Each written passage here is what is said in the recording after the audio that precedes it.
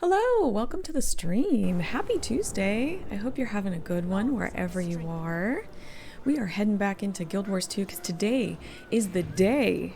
Today we're finally doing the story rank stream, something I've been looking forward to for many, many months.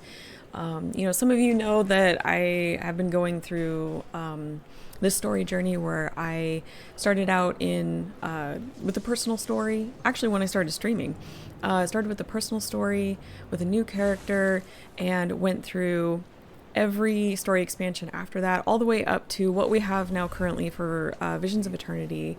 And now that that is done, we are going to be ranking them in order of how I liked them, according to storytelling and my enjoyment and all of that. So a lot of it is going to be subjective. I'm gonna warn you, it is going to be a bit subjective, but there is going to be some technical stuff in there as well.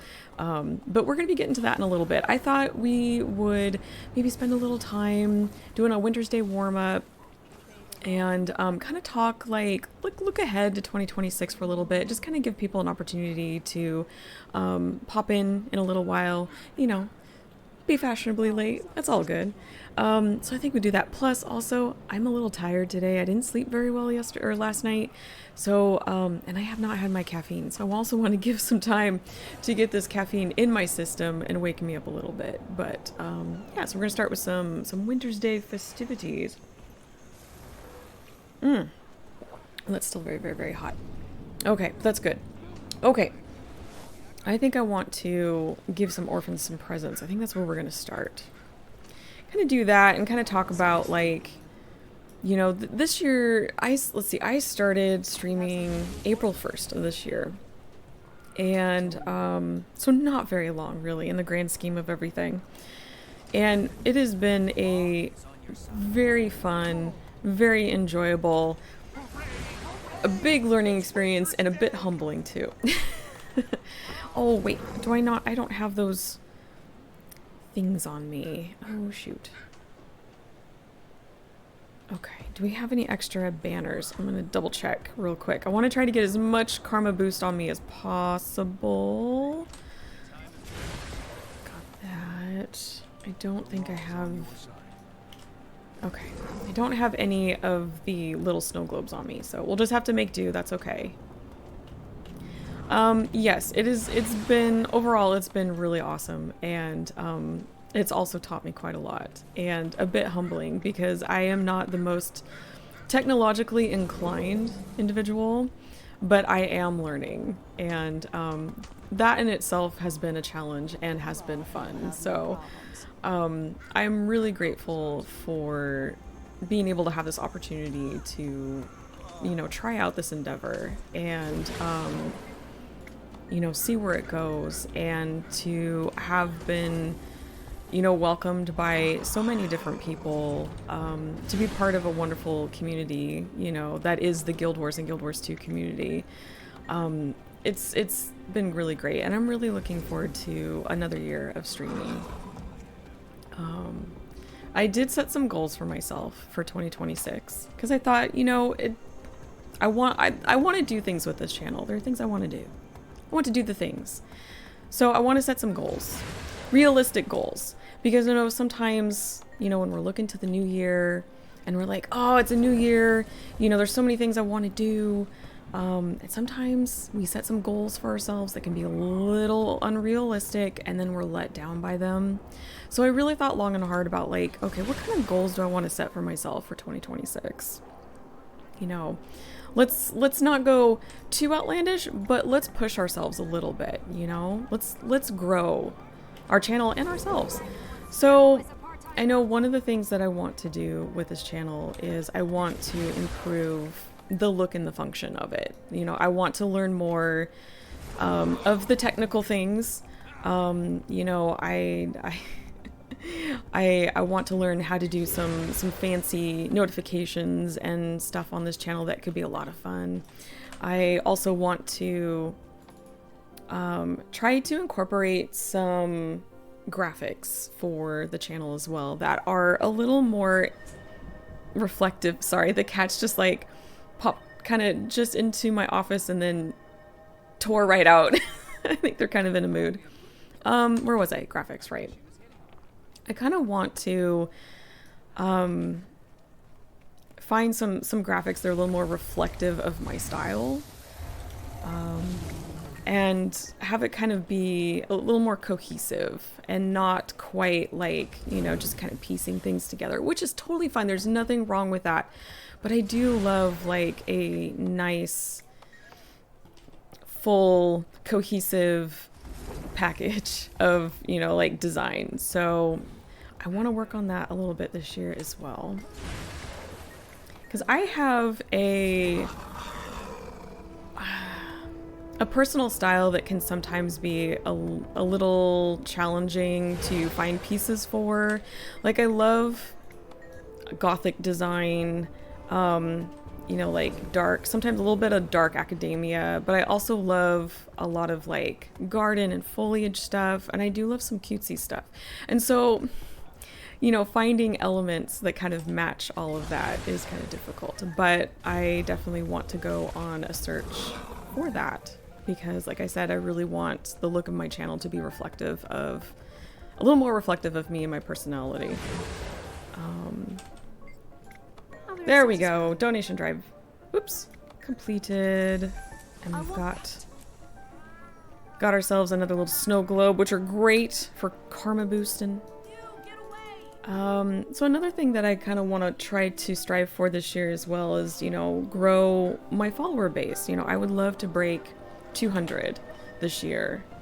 I think, you know, that's a pretty reasonable number to look at because I'm sitting at about, you know, 182 right now, which is amazing. I honestly did not expect to get this far this year. And I'm really, really grateful for everyone who has followed. I really appreciate it. So I think I would like to shoot for breaking 200 this year. I think that would be great. Hey, Rosin, how you doing today? You having a good Tuesday? We're just warming up a little bit here. We're doing a little Wintersday stuff, kind of talking about 2026. And then we're going to start the, the rank, the story rank. Heard you were breaking something. Ooh, well, that would not be a first. Nice cup. Yes, tea indeed. Tea indeed. This is my first cup of the day. I need to get that caffeine in me. I'm a little tired today. I had a hard time falling asleep last night, and then the neighbor's dogs woke us up this morning. So I'm a little sleepy. Need that caffeine to hit me. But yeah, breaking. I would like to break 200 followers this year. That's my goal. I would like to do that. Oh, thanks. It's okay. You know, it happens. It happens. I mean, you know, I could do without the neighbor dogs doing their thing, but I can't completely blame them because they have terrible pet parents. So anyway, but yeah, how you doing? You having a good day? Let's see. What else do we need to do? Oh, we need to make some Wintersday friends. We'll do that and talk about my goals for 2026 in this channel. Oh, another big one that's actually going to be happening really soon. Discord. There's going to be a Discord channel for our Discord server for this channel is what I meant to say. Because what are words? I don't know. It's kind of a funny story. Kind of funny, kind of not. I actually started putting one together earlier this fall, but then we had some things that we had to deal with here personally that kind of took up a lot of my time. And so unfortunately it kind of went by the wayside, but it is pretty much ready now, I think. So that's going to be launching when I come back on Monday. We'll be doing that. You'll see messages probably in the chat with a link to join if you would like. There's going to be, oh gosh, lots of memes, lots of jokes, updates, of course. You know, all the important stuff, all the office-like stuff, you know, the stream updates and whatnot. There's going to be polls. There's going to be all kinds of stuff on there. It's going to be fun. That's my hope, at least. Just kind of make it like an extension of here and just have some more fun. Let's see. I need to make some more snow people. Or was that it? Did I make the snow people? I did. Okay. I thought I had to make one more. Oh, we need to open some presents. Let's see here. Oh. I know this one doesn't count. That's the Tick's gift. What's that? The law is on your side. Oh, I must have got that at the end of the story. What is this? Okay. Let's see. I haven't been on this character for a little bit, so I'm like, oh, what is all this in my inventory? What did I do? There we go. Hi, Henry. Do you have something to say? Do you want to come say hi? You want to come here? No, he's just going to sit there and judge me. How do I want to use it? How do I want to use the Discord? Is that what you're asking, Roseanne? All my mess. Please pardon the mess that is happening in my office right now. Stay calm. Stay alert. Oh, but I answered it already. Okay, good. I'm so sorry. I was talking and gaming and I was not keeping up with chat. Good. I'm glad I answered your question. But yeah, I think the last thing on my list for this year is I would like to fundraise for at least one charity this year. And so I need to do some research on what I would like to fundraise for. Because, you know, Extra Life, of course, is the big one every year in November. But if there are any others out there that I, like, feel connected to, I might add that to the list as well. So I got to do some research and look into it and kind of make like a short list and then decide which ones to kind of give my attention to, because unfortunately the streaming is not my full-time job, unfortunately. It's at this point not quite a part-time job, but more of like a hobby that I would like to turn into a part-time job. But yeah, unfortunately time is a factor, as it is for many things. But at least one charity I would like to fundraise for this year. So those are kind of my goals for 2026. Hi. I'm sorry, do you have goals you want to share? I don't know if you can hear that. He had some things that he wanted to say. Apparently he has some goals for 2026 too. So yeah, so that's kind of like what I'm looking at for the coming year. And I'm really excited about all the opportunities and possibilities. And man, you guys are just in a mood today. Up and down. I'm sorry. The cats. I don't know if you can hear that, but man, Henry has things to say today. More food and scratches, or like scritches, like the kitties. Yeah, definitely. Lots of good games, lots of good snacks, and of course the cats will be here. Absolutely. Oh, geez. Okay, well, I hope everything's fine out there.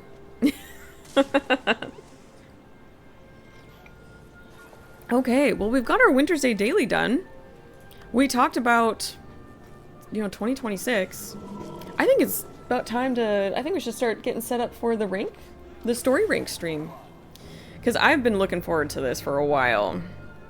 And I'm really curious if we're going to have some interesting conversations about where certain things should be on the the ranking list. So what I've done for this, and you'll see when I put this up, is I went to that ranking site. I can't remember what it's called. Who am I? What's my name? And then I just kind of adjusted it. So instead of it being like, the letters, S tier all the way down to, F, I numbered them. So we've got 12, because I'm including Visions of Eternity with an asterisk of where it sits currently. So it's not going to be like a true ranking for VOE. It's just going to be kind of like where it sits with the story as like just the piece that we have. And then that will probably move as, the story continues and finally concludes. And then I'll have a final, spot for that. But I have been agonizing over this list for weeks. or how, well, yeah, actually, probably a little bit longer because I started kind of putting the ranking together as I've been going, and things have been shifting. Like after I'll finish one of the expansions, that may kind of shift in the list. And so, like, as I keep going, it's like things are constantly shifting up to like late last night. I'm looking at the list because I'm old school and I print stuff out. I'm not going to show you the front because that's my final ranking, but like, I print stuff out. I've got my notes. And last night I'm like, oh my gosh, is this where I want it? Is this how I feel about it? Like I was really, really stressing about it. So anyway, hey Blood. Oh my gosh, thank you for the 35 stream streak. Enjoy your extra cat coins. How you doing today? That's amazing. 35 streams in a row. Thank you so much. That's amazing. We're just about to start the story rank stream here. We're gonna get into it. I am very excited and very nervous. So let me... Actually, what I'm gonna do, hold on one second, is because I know that with Guild Wars 2, they get a little particular if you're just standing around, which I totally understand. They don't want people botting and stuff like that. I get it. I am gonna put her in the homestead, which I didn't have enough time to do all of the decorations that I wanted to, but I can give you just a quick little tour if you like. So this is my homestead. Definitely have to have lots of Wintersday trees, lots of snow, because I don't get snow here. Well, if I do, it's very rare. It's like once every, I don't know, a few years, maybe, if we're lucky. But lots of snow. I made that toy, that, Tick's toy thing. I love it. It's so cute. I don't know. I don't feel like I had like a good theme. I just kind of like made things I liked and just put them around. Like I love these lights. These, hold on. These little star lamps. Well, these ones aren't little, but I love those. And so I had to like get a bunch of those and put those around. Of course, I left some of my twisty trees and my Grenth trees because I like spooky things, but yeah, just a little bit here and there. Oh. Gotta have my ice statues. Love my ice statues and more starlights. I have to have more starlights. But yeah, I just unfortunately got really busy with the holidays and then prepping for, having family over and stuff. So not super decorated. I did a few things inside. Got some garlands up because I love greenery this time of year. And I had to make one of these jorms. Oh my gosh. So cute. I made it kind of bigger too, same with the quaggin, but yep. So I'm gonna park her here while we are... Actually, I'll be nice, I'll put her on the couch. Nope. There we go. Okay. Oh, ley line in Iron Marches in case anyone's in game and you need it. Oh, I'm sorry you're kind of meh. I hope tomorrow is a better day for you, Blood. I'm doing okay. I am a little sleepy. I had a hard time falling asleep last night, and then the neighbor's dogs were both barking early this morning. So that was not great. But it's just today. I got tea. That's gonna perk me up here. And I'm ready to get into this the story rank thing. Okay. I don't know if that's gonna come through. I hope not. Let's pull this up. Hold on, I need to adjust. Okay. All right. So, where can I put this? Where I'm not... Okay. Let's see. Is my game sound still coming through? I don't know, because all I can hear right now is the Mad King's... Okay. I can hear the Mad King music coming through, so I think... I don't know if I can turn this off. Yes, okay. There we go. Okay. And then, okay. Great. And then chat is coming up there. This is a really large,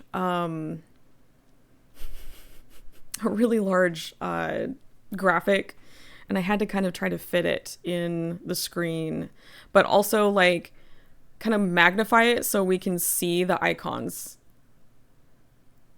Bad timing, but need to step away a bit. Will lurk and come back soon. No worries, Rosin. I totally understand. Please do what you need to do. Thank you for the lurk. And I'm going to go ahead and get started on this because I also have some achievements that I want to work on in Visions of Eternity.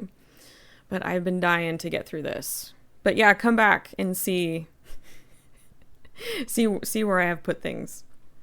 Okay. So here we have our nice little list of all of our expansions, stories. I've also added Visions of Eternity so we can kind of slot that in its temporary spot. So we're going to start at the beginning. We're going to start with Core. Now, Core has a special place in my heart. It is our introduction to the world. It is our introduction to the story. We meet a lot of really good characters. But we also have encountered some situations that how do I want to put this? That were kind of manufactured so the story could continue. They had this path that they needed to take you on, you needed to go. So there are some elements that kind of stand out as not quite organic, doesn't quite make sense. I know there were some situations surrounding, like, with Traherne that kind of didn't make sense. Why is he even here? He's never done this before, and there were a couple other elements too. Let me get my notes. Yes, the few odd story pushes like Traherne, yeah, for sure. But really, I mean, generally it is a pretty decent story that does help. It pushes to something builder. Wow, I'm sorry. What are words? I need more caffeine. Let's get this right in me. That continues to build and pushes to, a final climax, which unfortunately it feels kind of anticlimactic in a way, and I think it's mostly has to do with the presentation of the final boss battle with Zaitan, which I love Zaitan. I've talked about this before. I love that character design, that creature design. Oh, so cool. I think just the way that final mission was done, it just kind of didn't quite give it the oomph that it really deserved. So this one, I actually slotted this. Let's see, let's find Core. Where are you? There's Core. I slotted this right here. I know. I know. I know.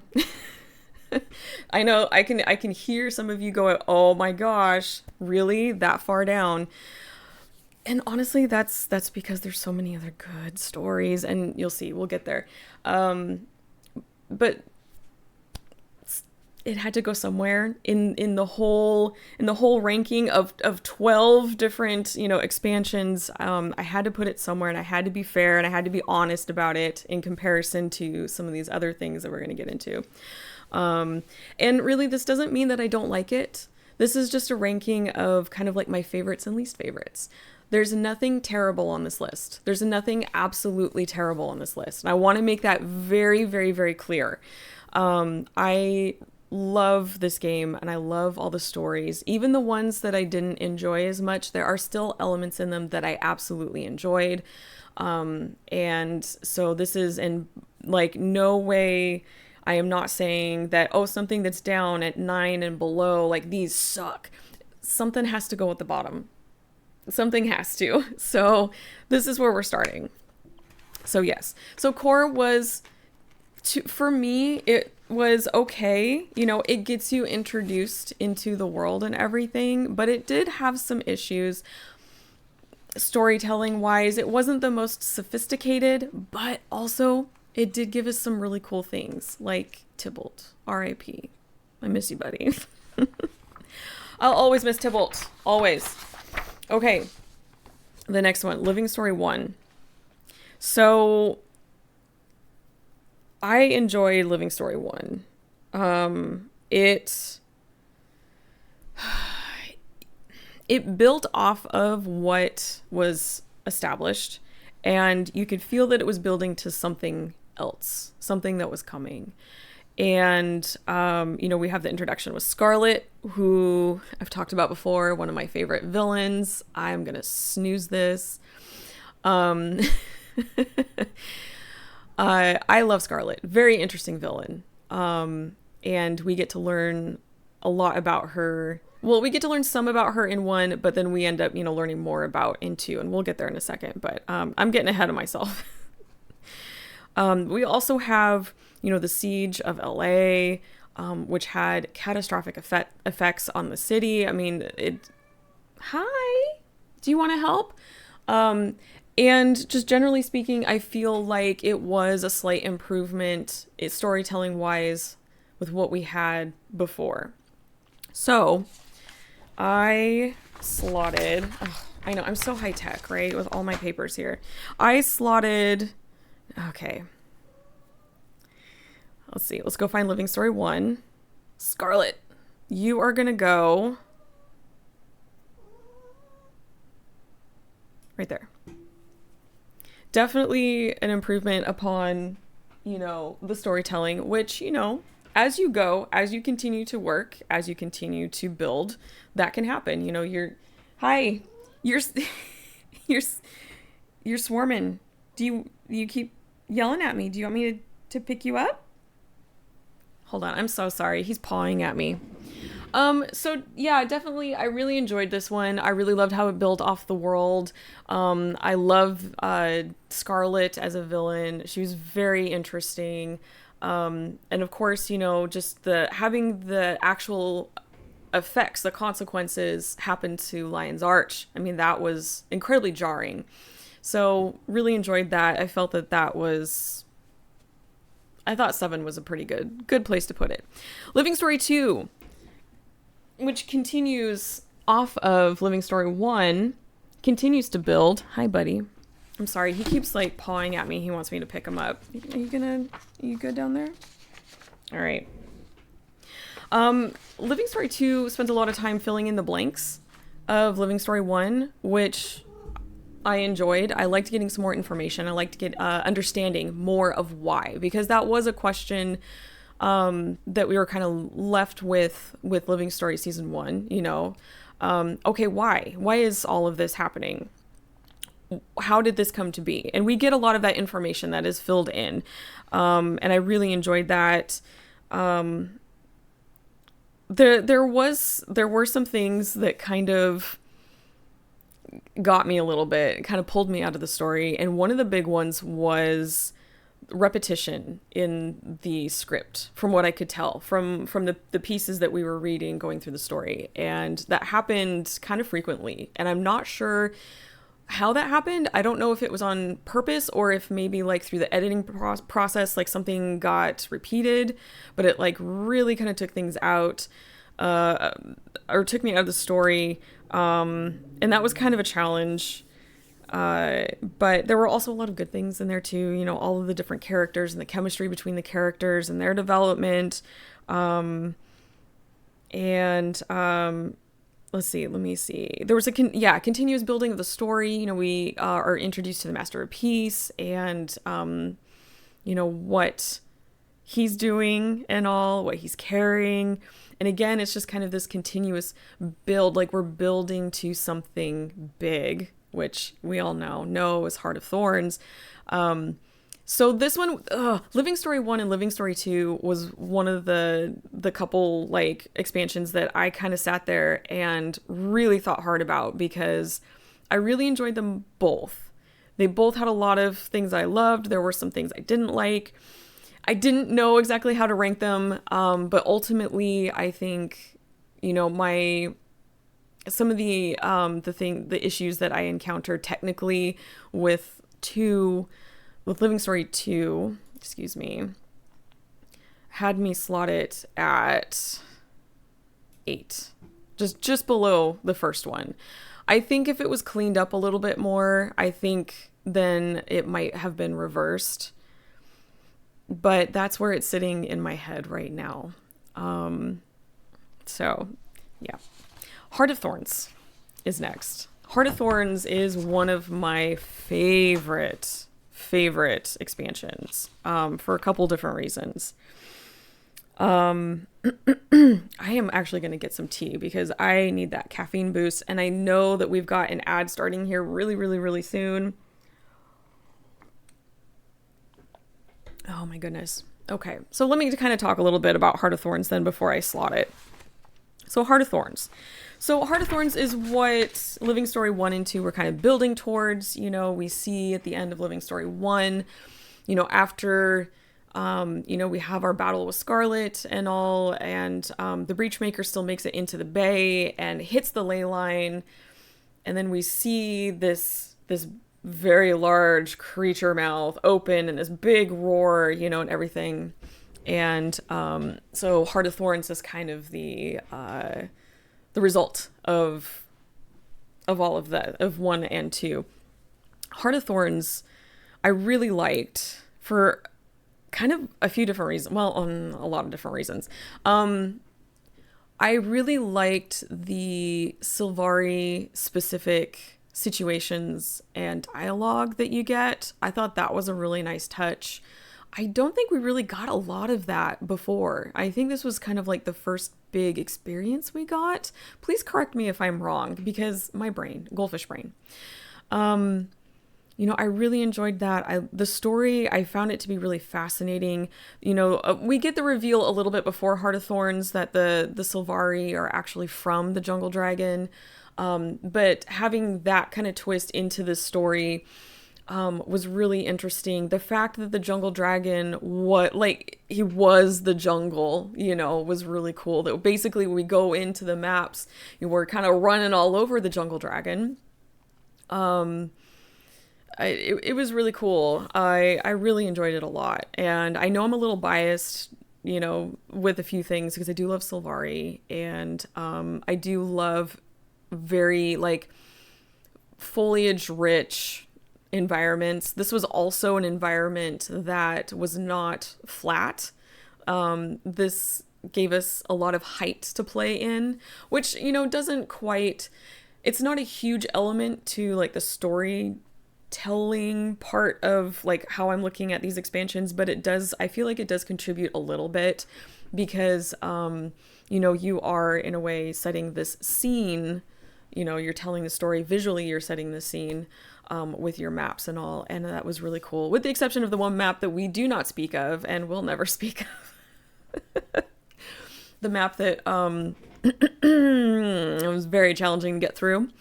But yeah, so Heart of Thorns, definitely one of my favorites. And so you could probably imagine that I have slotted this one fairly high. And I have kind of talked about this before, that it is one of my favorites.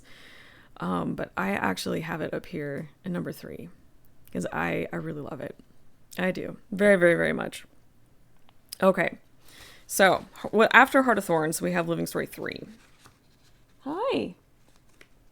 I've got all the cats in here now. Living Story 3 is one of those expansions that I don't think about very often. And I know that sounds bad, but it's not. And I don't mean it in a negative way. I mean it in that it's just one of those that didn't quite stick out to me as much. There were other stories that really had more of an impact in my brain than others. But one of the big things that I do remember from Living Story 3 is the introduction to Aurene, because Aurene becomes a very important part of our playing lives in the game. And man, is she freaking adorable. So dang cute. But we also have a lot of White Mantle stuff. We have Codicus. creepy old man. Real creepy. Don't like him. But you know, we're dealing with the White Mantle, and Cauticus and his baloney. Prime Mortis is kind of waking up and making some problems. We end up going to like the Fire Island down there. We are introduced to Lazarus, or who we thought was Lazarus. And all. So this one was kind of odd to me, I think, because it felt like a few different stories that they were kind of trying to put together. But they were like, the stories were interesting and they were good. And, but I think, I don't know, just overall, it just didn't really stick out to me as much as some of the other ones. We do meet Livia, which of course, love that. Love having ties to Guild Wars 1. And also will be important for later on. But yeah, I think there were parts of this where I was kind of like, what's going on? Prime Mortis is now waking up. There's the White Mantle. Prime Mortis is waking up. Like all of this, it felt, I think the way I was experiencing it, it felt just a little disjointed, but it did kind of come together in the end. So this one, where did I rank this one? This is why I write everything down, especially when I'm tired. Okay, that's right. So this one was a little lower than Heart of Thorns. It wasn't, there you are, there's Aurene. Again, it wasn't bad, but this one just didn't stick out as much to me. But this one I put, where are you? There you go, right here. So it was, you know, the storytelling was interesting. We had some interesting characters, you know, things finally did eventually come together, even though like initially it kind of felt a little disjointed, kind of weird. And I did enjoy it. It was good, but not quite as like, you know, Heart of Thorns good. Anyway. So after Living Story 3, we've got Path of Fire, because, at the end of Living Story 3, we do manage to get the real pieces to summon Lazarus and then get rid of Lazarus. And then it's revealed that we're going to Alona. And we're dealing with Balthazar and all of his baloney. Oh, Balthazar. Path of Fire. You know, I struggle a little bit with Path of Fire. I'm not going to lie. I enjoyed it. The maps are really cool. Having Balthazar as a villain, having one of the gods as a villain was really interesting. Learning more about the prophecy with Aurene, or Glint, Aurene, and discovering Vlast, his existence, and what that was like. And learning how, like, the Forged were created. There were a lot of really interesting things about it. But I sometimes struggle with Path of Fire because I think it has a lot to do with Balthazar's. I just didn't quite enjoy him as a villain. You know, I don't know. I don't know if anyone else feels this way, but it just, I don't know. I struggle with it. I think of him as kind of like being kind of a whiny baby. And, you know, that could totally be my perception, and I will own that. I will own that. Like I said, there's going to be quite a bit of like subjectiveness to this ranking, because there's going to be a lot of like my opinions and my takes and how I viewed it. And so if you don't agree with me, that is absolutely okay. You know, both of our rankings can be totally fine. They can be both right. Both things can exist at the same time. So with Path of Fire, one of the questions, I did have some questions with this at the end. And one of them was, since Balthazar, and I don't know if this was ever answered, or if maybe I'm missing something, but Balthazar, he was stripped of his power. Okay, since he was stripped of it, where did it go?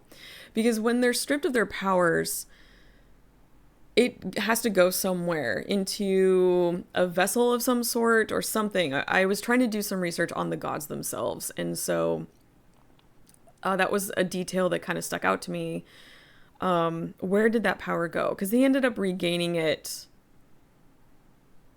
I think, through other means is how he became powerful. Hey, Marchin, how you doing? We're just going through the Guild Wars 2 story rank. I'm ranking the stories, the expansions, kind of how I feel they are, like in my head, to from like my absolute favorite to my least favorite. So kind of going through that, talking about that right now, talking about Path of Fire and how I kind of struggle with Path of Fire a little bit. And not that it's not like it's not a bad story. It's just I think I struggle with Balthazar as the villain, and I'm just not a big fan, I think. Yeah. If that makes sense. I don't know. I'm a little tired too. I'm trying to like caffeinate myself. But anyway, how are you doing? You having a good Tuesday? Oh my gosh. So, Path of Fire wasn't super high on my list, but it is kind of up there because ultimately it is, I do feel like it's a pretty good story. It is a full expansion story. And you guys know, we've kind of talked about this a little bit before. I like those. I like having a full expansion story. I like being given the whole package. So even though I had some issues with it and kind of struggled with Balthazar as a villain, you know, I tried to keep in perspective that I think a lot of that has to do with just me and my preferences. So with Path of Fire, I'm going to take this. I was generous. I gave it a 4. Right under Heart of Thorns. Because it was still good, ultimately. And I did enjoy a lot of the gameplay. I really loved, you know, a lot of the story and a lot of the characters we get introduced to. You know, yeah. So I wanted to be fair and kind of get past my personal biases. And I felt like 4 was a pretty good place to put it. I can hear Henry on the hall. He's being so silly. Hi. I apologize if he comes in here and starts yowling up a storm. He's such a funny cat. Okay. So, after Path of Fire, we have... Wait, where'd my other page go? There it is. Okay, it just didn't make it. Living Story 4. Living Story 4. We talked a lot about Living Story 4. I've talked a lot about Living Story 4. It has one of my favorite villains. It has Joko. Praise Joko. Very, very fascinating villain. Very, in my opinion, very well written. Those dialogue bits, the narcissism, just everything. I really, really enjoyed Joko as a villain because we first are introduced, if you've played Guild Wars 1, we are introduced to Joko there, okay? And you meet him and he's kind of not that big of a deal. We encounter Joko briefly in Path of Fire in the the story mission that's kind of, it's not quite the underworld, but it's kind of like an in-between where they decide what's going to happen to you. He's imprisoned there and doesn't seem like that much of a threat. But as we get into Living Story 4, we kind of quickly discover that he is way more of a threat than we anticipated. And I love that. I loved that. So we have that, we're dealing with the Scarab Plague, which is really creepy. And for me, at least, experiencing a lot of like those effects and stuff and having like the creepy crawly sounds in your ears, and it's just like, ooh, it just really adds to just the creepiness and the tension of the story. And I absolutely loved that. We're having to contend now with Kralkatorrik because, Kralkatorrik at the end of Path of Fire shows up at the final battle, and eats up all of that sweet Balthazar magic and then takes off. And then it's starting to cause problems, starting to brand things, the brand storms that we're dealing with. It's incredible. And then this stuff with Aurene and the fight with Kralkatorrik, which is a very despite the technical difficulties that we had with that fight, okay, we had some really wild stuff with that one. That was a really neat fight, and I think having the result of that fight with Aurene getting impaled, and we think she's dead, and having basically that part of the story, it ends. It's like, what do we do? And being left in that situation was so incredibly like jarring and sad and just like emotional, and I loved it. I loved not having like a happy ending in a sense, and like being forced to confront this really real situation. Oh my God, I cried. I totally did. You guys saw it. If you didn't, there's a VOD on my YouTube. I cried. Anyway, I really, really loved it. I felt that the storytelling in Living Story 4 was incredibly impactful and just well done. I loved it so much.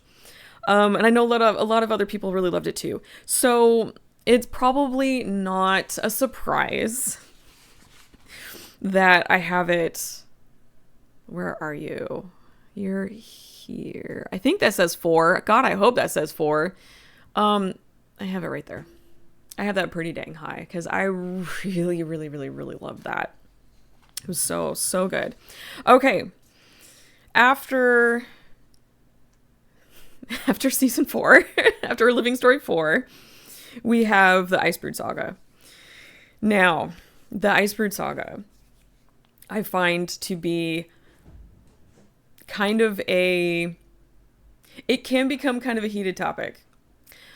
I know some people really enjoyed it, and then there were a lot of people that did not, and they have some very strong feelings about it, and I understand, because I actually share some of those strong feelings. So the Icebrood Saga, and we kind of talked about Icebrood Saga, but the first time I played through, I did not like it. And I think part of that had to do with the way that like it was released. We were having to like we get a bit and then have to wait a while and get a little bit more, and it just didn't feel quite as cohesive and fulfilling. Playing it again though, a second time, and actually being able to go through the steps, well, as my time allowed, but being able to kind of go straight through allowed for a slightly different perspective. And I think a slightly improved perspective on some things. And I'm kind of grateful that I was able to have the second playthrough, because it did kind of allow me to look at it through a different lens. Martin, when Aurene dealt with Joko, I was applauding her and thought our companions to be overreacting. Oh, that was beautiful. I loved it. I loved how she just gobbled him up. Just gobbled him up. And we also find that's kind of important for later, because she ate Joko. She ate his magic. A lich cannot die. Therefore, she came back to life after we pulled that big spike out of her. Oh yeah. She was fine. It was okay. She's fine. Revisiting that, yeah, she did show her scary dragon side. We didn't really have a way to communicate with her that well to know her view on world and peoples. That's true. We didn't. Not until later. Not until the end of Living Story 4. Right? Well, I think that's right. And she was able to talk with us. Finally. Oh, that was magical. Being able to hear her voice for the first time. Oh. So they were so right to be scared in that moment. Yeah. Sure. It really was good storytelling. We're kind of going back to Living Story 4, just real quick. It really was. It was amazing. And how setting up, her consuming Joko and his magic and using that as the reason how she was able to kind of, come back to life after being impaled. I was like, well done. I really liked that. Because it's one thing to like, oh, she's magical, she can come back to life. But the reason actually being, no, because she ate Joko, ate his magic. Lich cannot die. She's back to life. She's fine. So I really like that. It was a really, really nice connection of details there. I could talk about Living Story 4 forever. It was so good. Hi, are you okay? I'm so sorry. The cats keep running in and out of my office. They're in a mood, I think. But yeah, okay. So yeah, really cool story. And now we go into Icebrood Saga, which, like I said, a lot of people in the community had strong feelings about, and I did too, and I still do have some strong feelings about it. But playing through again a second time, having all the story there at my disposal, I could just go, all the way through, not having to wait, did kind of, help improve my experience. But overall, there were a lot of things that I still felt the same about. So knowing that this was going to deal with Jormag and starting out with the Char felt kind of weird to me. And again, this could be my perspective. It could be my expectations, and I will absolutely own that. Like I said, this list is it's a lot of my opinions and a lot of subjectiveness.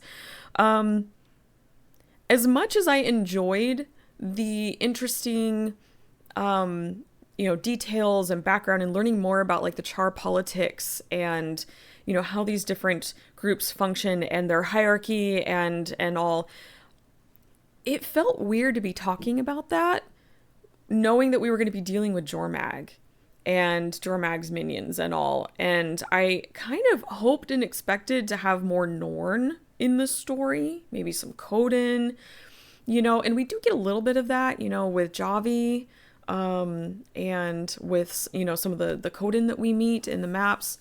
But unfortunately, Javi kind of gets left, kind of by the wayside, after like the first part of the story. I don't know. Henry, I don't know if you guys can hear that, and I apologize. He's in a very talkative mood today.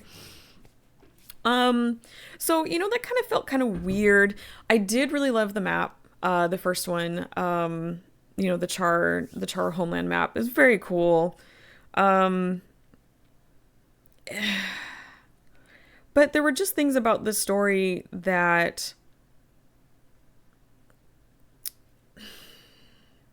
it felt kind of, some of it felt kind of rushed. Some of it felt like they were just glossing over some things. There were some details that were kind of left to the wayside, like, the whole thing with Air's bow and Bram and being the Norn of prophecy, the one, who was going to take down Jormag and all. And Bangar, took the bow because of that reason and everything. And then the bow kind of got left over here. Like, we didn't really use the bow in the final, parts of the story, in the fight and all. Some of it felt kind of inconsistent.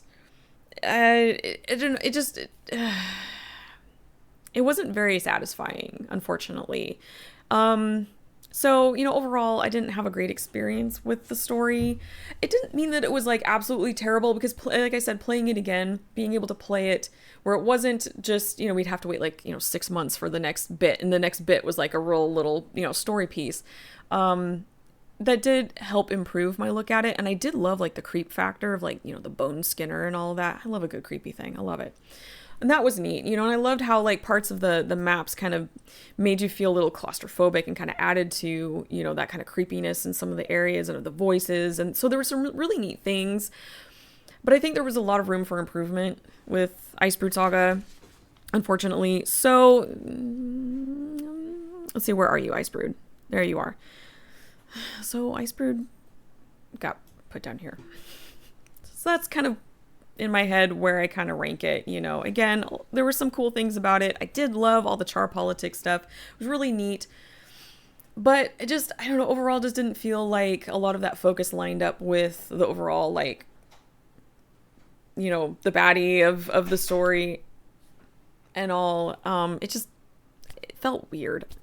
So that's kind of where I have Icebrood Saga in my head. Okay. So now we get started. Ooh, the last four. End of Dragons. I've talked about End of Dragons quite a bit. We have talked about it. It's not a secret. I love End of Dragons. It is the culmination of years of this dragon saga, of dealing with these dragons one after another. It is, I guess you could say it's kind of like an end of an era, you know, where we've been dealing with these dragons for so many years, and finally, like, this is the end. How do you end something so epic? That is a challenge. And ending a years long, you know, story arc, that is a challenge, because it has to be good, right? It has to be good. It has to be impactful. It has to just wow you, you know, and it has to make sense. Okay. So I need another sip of tea. I've been talking for a while. Oof, I need it.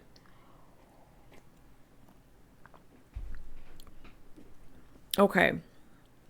I love my notes here because some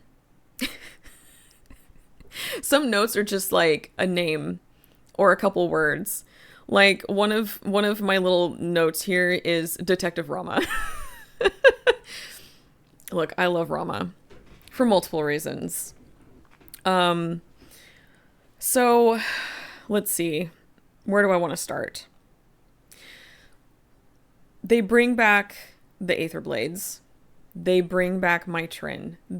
When we met Mytrin years and years ago, because Mytrin and her Aether Blades were working with Scarlet. So back Living Story 1, long time ago. And they managed to find a way to bring her back. And I thought that was really fascinating. With her and Anka, the Aether Blades, being stuck in the mists, and having to, in order to escape, having to confront themselves in fractal realities, to get the technology to come back, because they had some damage done to their ship and they needed some parts. I'm paraphrasing a lot. And then having to confront yourselves in fractal realities, in order to get those parts, potentially destroying that self. That is crazy. No wonder why Anka is the way she is, right? In End of Dragons, and why she feels the way that she does. And just that coldness and that, like, almost nihilism. It's just, anyway. We had some really interesting characters. I love that they brought Mytrin back. I love that they gave her a redemption arc that made sense, at least to me. It made sense. And, you know, we get introduced to Suwon, whom had been teased for quite a long time. I believe we called them Bubbles for the longest time, was the nickname that we used in the community. Finally being introduced to Suwon, learning about her and how the other dragons kind of came to be, and what had been happening with the Void as they've been systematically removed from existence.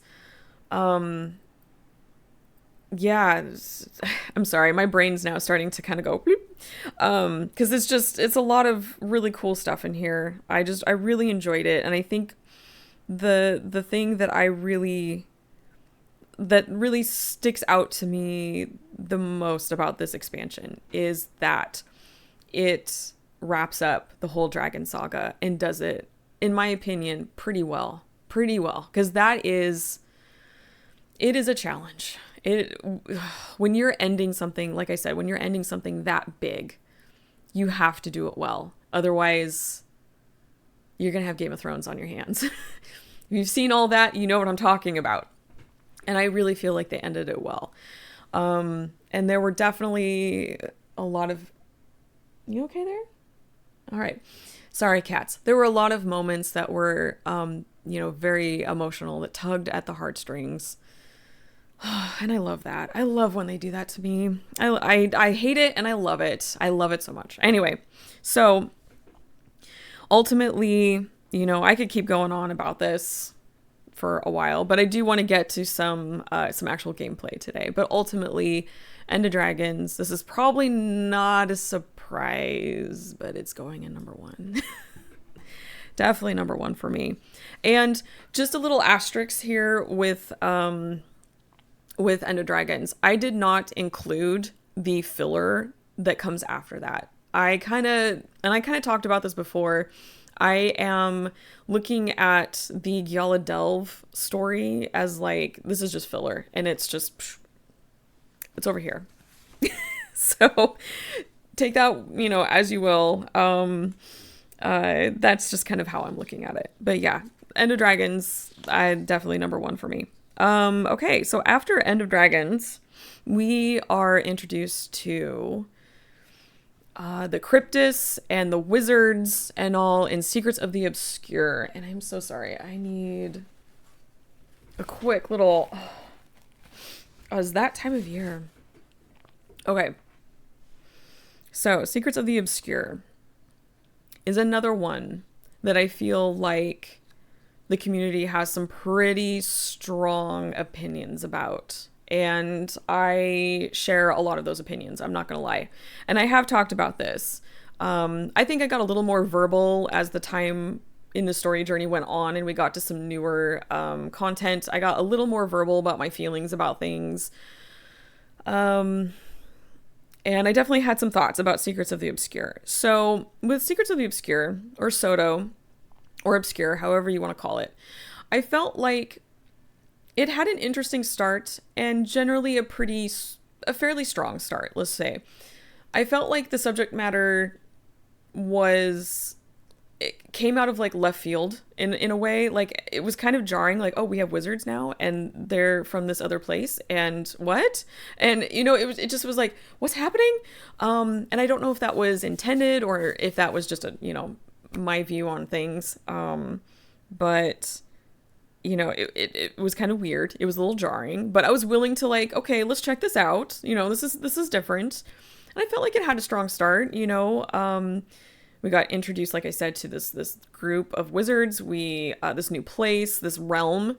We got introduced to Paitha. I talked a lot about Paitha. I really enjoyed Paitha for the first maybe half. Let's say maybe about half the story. Especially when she was talking to us in our heads. And we had no idea if we could trust her or not. And I loved that. I love when I'm introduced to a character where I'm like, okay, you said some things that were kind of creepy, but you are helping us. But then you said this thing over here that's like, are you? Like, I love that. I love not knowing right away if I can trust someone as a player or as a viewer or a reader or whatever. Like I like that, because then I feel like I'm drawn into the story and I'm kind of drawn into this puzzle of okay, I got to figure out if I can trust this person or not. And I love that. I love being involved in that. And so I really enjoyed Paitha for the first part. We were told eventually that the Cryptis, or the Crispies as I like to call them, just lovingly, that they're related to the Wanderer in the GW2 story, but there really isn't any evidence for that I could find. And I'm not sure if that was just them trying to make a connection, or if maybe there's some information that they have that's not on the wiki, because I don't have access. I don't work at ArenaNet, so I don't have access to all of their, notes, and I don't know if they have like an internal wiki or anything, because oh man, if they did, that would be so cool to read. I don't have access to all of that. All the information that I have access to is, the wiki and in-game information. So it was kind of weird to hear that they were related, but I couldn't find any like evidence of that, and I was like, that's kind of strange. Marchen, I was kind of disappointed she didn't betray us in some way. Oh man, I know. I'm getting to that. I totally feel you. Totally feel you on that. Let me find the rest of my notes here. Yes. Yeah, Patha. Like I said, I really enjoyed not knowing if she could be trusted for the first bit. And then I felt like later on in the story, there's like an absolute shift that, yeah, she's good. We just accept her as good. And there's no more questioning of, whether or not she's going to betray us in the end. Like, Marchen, you brought up, or there's no more of that guessing. And I kind of wish we had more of that throughout the story. I kind of wish that, like, as we're teaming up and we're fighting Eparch's, people and all, that there is that question of, does she have these noble intentions, or is she maybe using us to get on the throne and then she's going to betray us? You know what I mean? Like, I kind of was hoping for more of that, but I felt like there was some sort of shift later on and it was just kind of accepted. And I don't know. I kind of felt like that kind of destroyed some of the overall potential tension for the story. Hey, Cartmaster, how you doing today? We are going through the story rank stream. Going through my rankings of how I like my favorite expansions to my least favorite. And I want to again reiterate that there's nothing, just because some stuff is at the bottom does not mean I think it's terrible. It's just something has to go at the bottom, and I have my favorites and I have my least favorites. So far, if you want to take a quick look of what we have, we've got End of Dragons at 1, Living Story 4 at 2, Heart of Thorns at 3, Path of Fire at 4, and then Living World Season 3 at 6, 1 at 7, 2 at 8, because there were some inconsistencies and repetitiveness in the script for the story in 2, and some things that just didn't quite line up right. Core at 9, I know, I'm probably going to get some flack for that. I own that. And then Icebrood Saga at 11 right now. So this is what we have so far.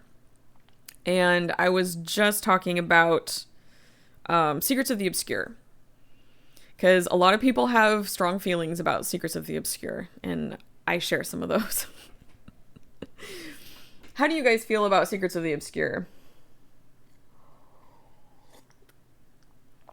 You guys, would you rank that fairly high on your list or fairly low on your list? I'm kind of curious. Hold on, I need to look at something too, because I see something's going on here. I just want to double check something. Okay, that's fine. I am... How is the stream on your guys' end? It looks like there's quite a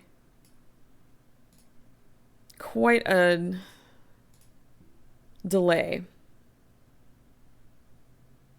And it's given me a little bit of an unstable warning here. Let me just see if I can do this real fast. Hopefully this won't screw up anything.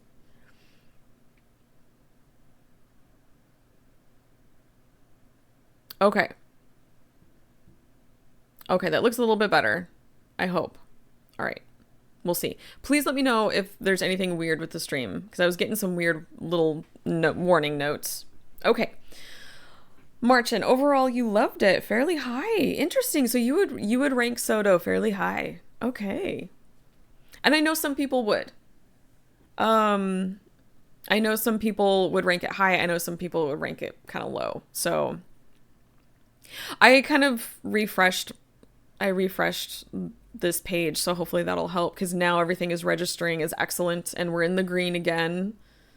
So fingers crossed. I apologize. But if any time like something starts sounding weird in the stream or looking weird, please let me know because I can do some adjusting and fix that, hopefully. Good. I'm glad it's good. Okay. Yes. Soto. So I felt generally like I had a fairly strong start, and then, we started kind of having some problems story-wise as we go, a little inconsistency with like some character development, like especially with Peitha as we're getting kind of like further into the story.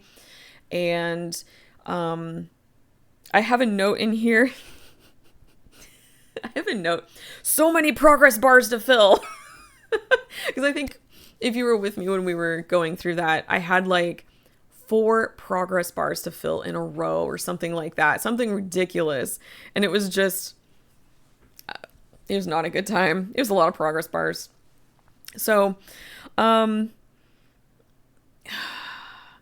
on in the story, when we ended up capturing Eparch's queen, confront him about that. We kind of have our little like meeting with him. It's not really a meeting. It's more, he's kind of holding us at attention. The queen sacrifices herself. He retreats. I'm paraphrasing a lot. It appears that he's kind of like retreating into his fortress. He's amassing his army. This is kind of like what we're assuming as players. We get there, we find out that he's consumed his army. There's like nobody there. And you kind of expect in doing so that he has just like beefed himself up, and this is going to be one hell of a fight, and it's going to be intense, and it's just going to be blah, you know what I mean? It almost felt like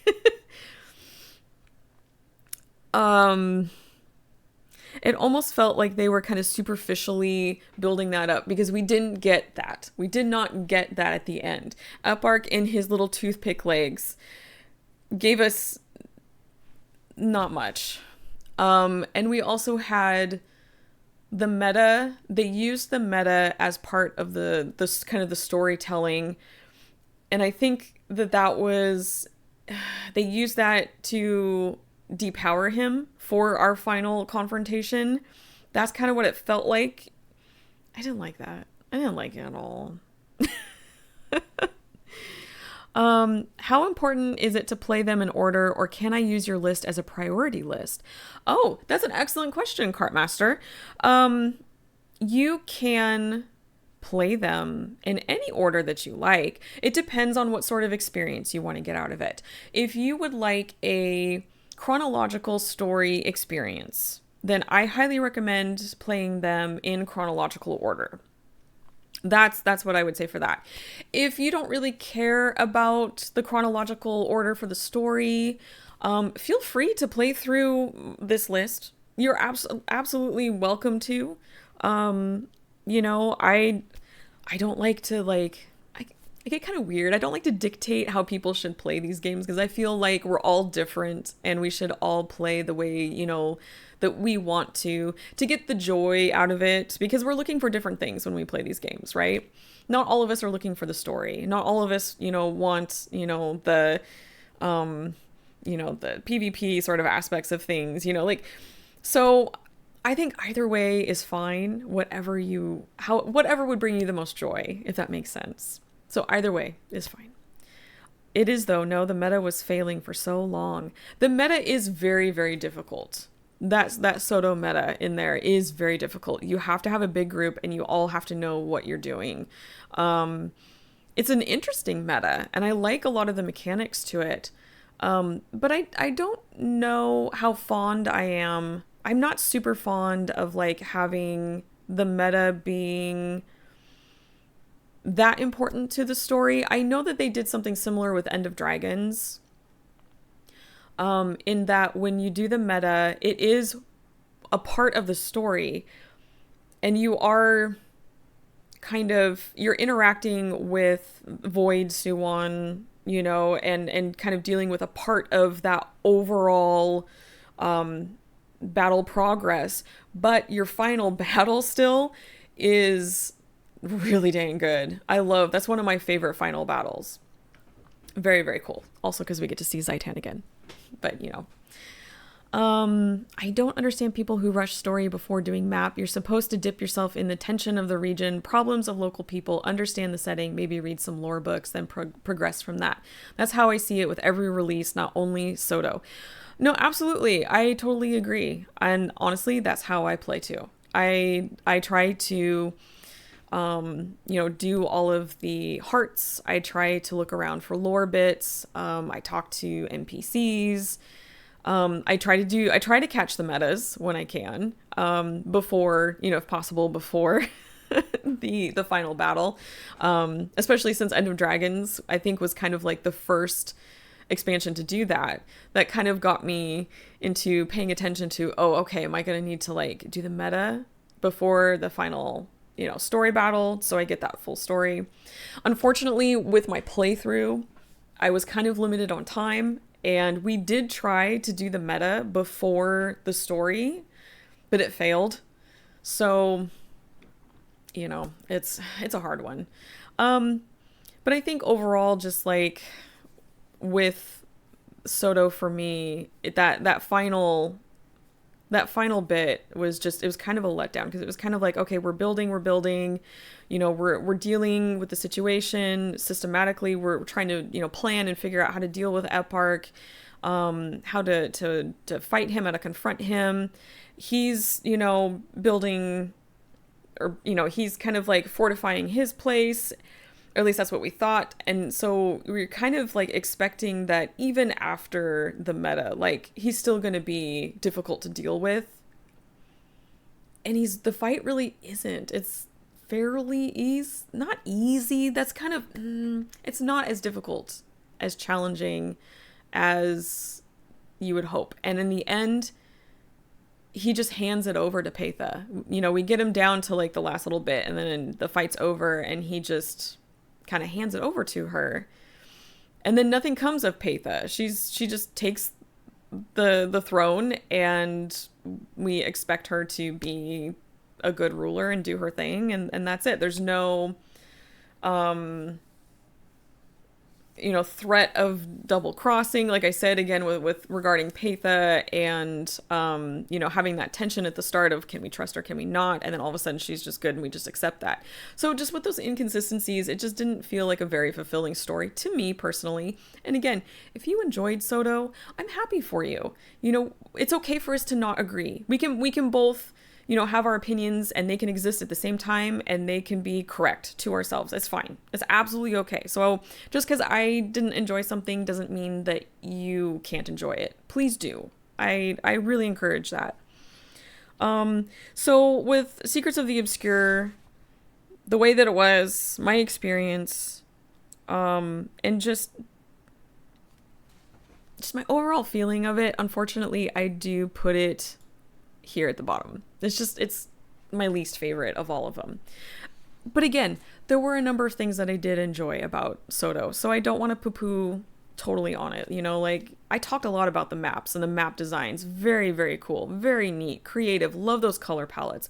Paitha, when she started out, loved not knowing whether or not we could trust her. Like, there were elements that I really enjoyed. But just overall, just that just kind of a weak finish, in my opinion, just didn't sit well with me. So that's where Secrets of the Obscure sits in my ranking. Okay, so after Secrets of the Obscure, we have Janthier Wilds. Now, Janthier Wilds, I know after coming out of Obscure, a lot of people were going into Janthier Wilds really hopeful, right? Like, okay, we've got a new expansion. Yes, this is an opportunity to play another really good story, right?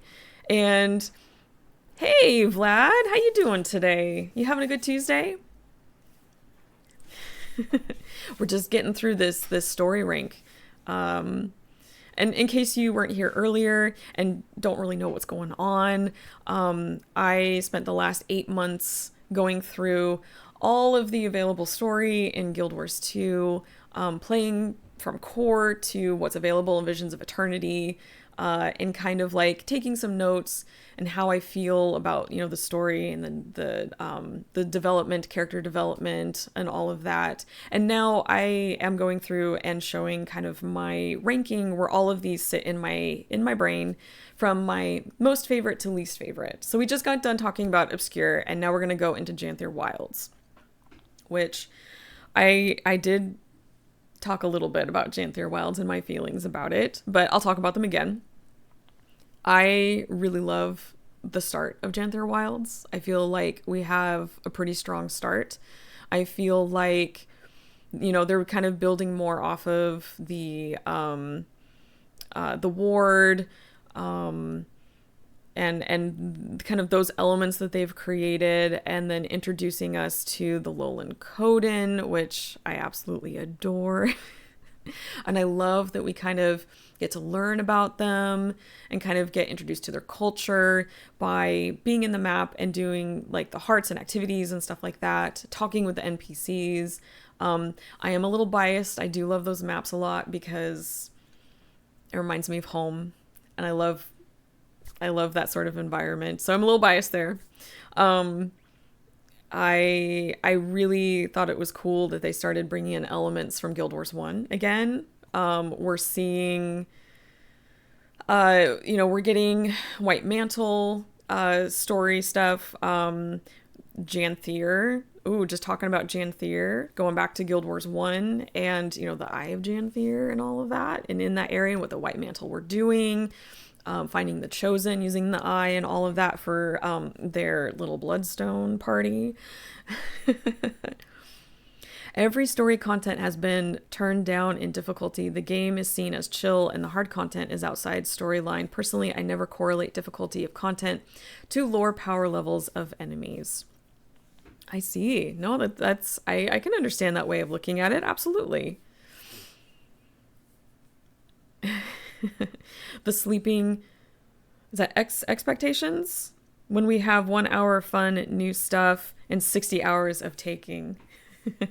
Bloodstone party. Yes, Cartmaster Bloodstone party. Their little Bloodstone party.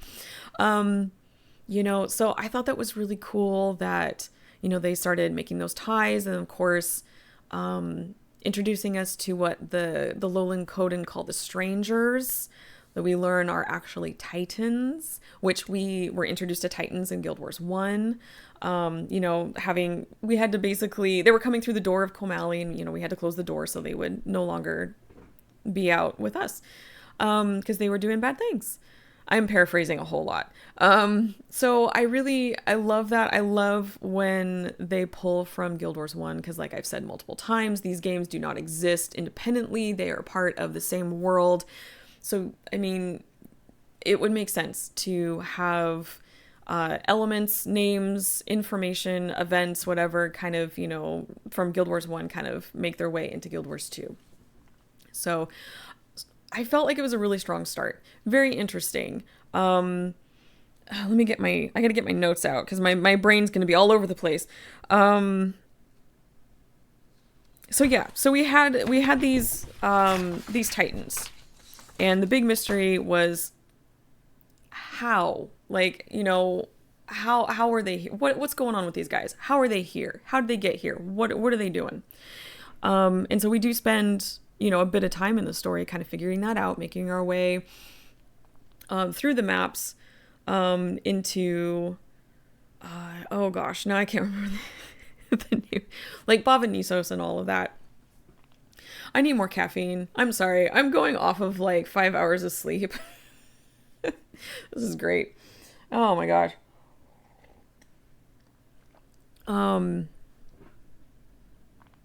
And so, for the most part, I really did enjoy the story, but I started noticing that we were kind of running into something similar with Secrets of the Obscure.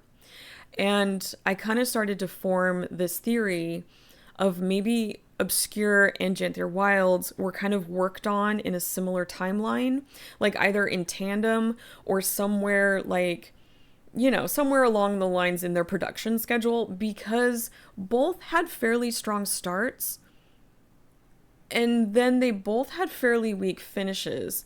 And with Janthier Wilds, you know, we learn that the Titans are actually, you know, these three White Mantle characters that we learn about through texts in the game. I did a lot of reading that day. And, you know, how they kind of came to the door of Avanisos, and then, of course, Mabon's involvement in the whole, you know, warding this place off with the door, but then his death kind of opened the door, and learning about, I'm going to say this, I always want to say his name Savis, but it's Cywus, and all, and then getting to that final fight in Janthier Wilds, going through the door, going to the foundry of failed creations, which is, it's such like an important place in the lore, you know, to get there and to have our final battle with these three entities in this one little place in the foundry, and then have it be kind of a simple fight, and that's it. And just kind of sitting there at the end wondering, is that it? Is that all? I mean, you know, did anyone else feel that way? I don't know. At the end of that, I kind of just was left wanting more. I did not feel fulfilled at the end of that. And it was so sad because I really loved, you know, the start of the story and getting into the middle of it, but this last part, it just was like, what was all of this for? And then we also had the really like weird forced fighting between Livia and oh my gosh, my brain. Wake up. Come on, brain. I'm so sorry. Oh, my brain. This is terrible. You know who I'm talking about. Jeez, I cannot believe I cannot remember her name. With Livia and then the Queen's right hand. Oh my gosh, why can I not remember her name? Goldfish brain. That's what's happening. There was some really weird, forced, like, fighting dialogue between those two, which I found to be kind of out of character because those two have worked together for quite a while.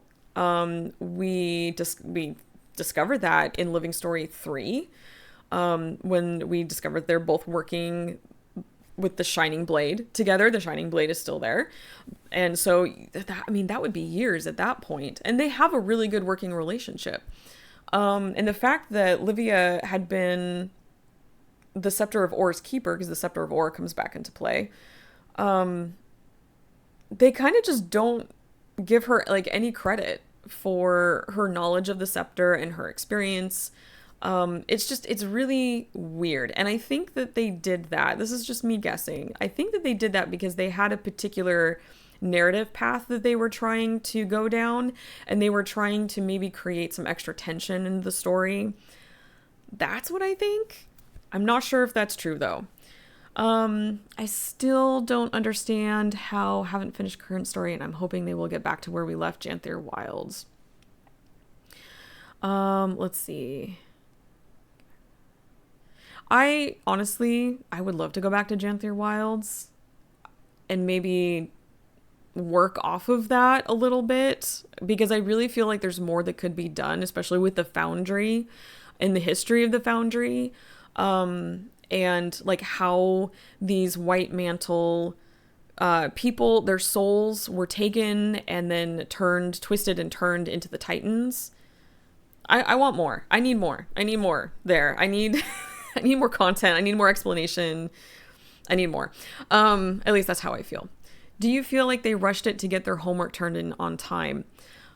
That is an interesting question, Cartmaster.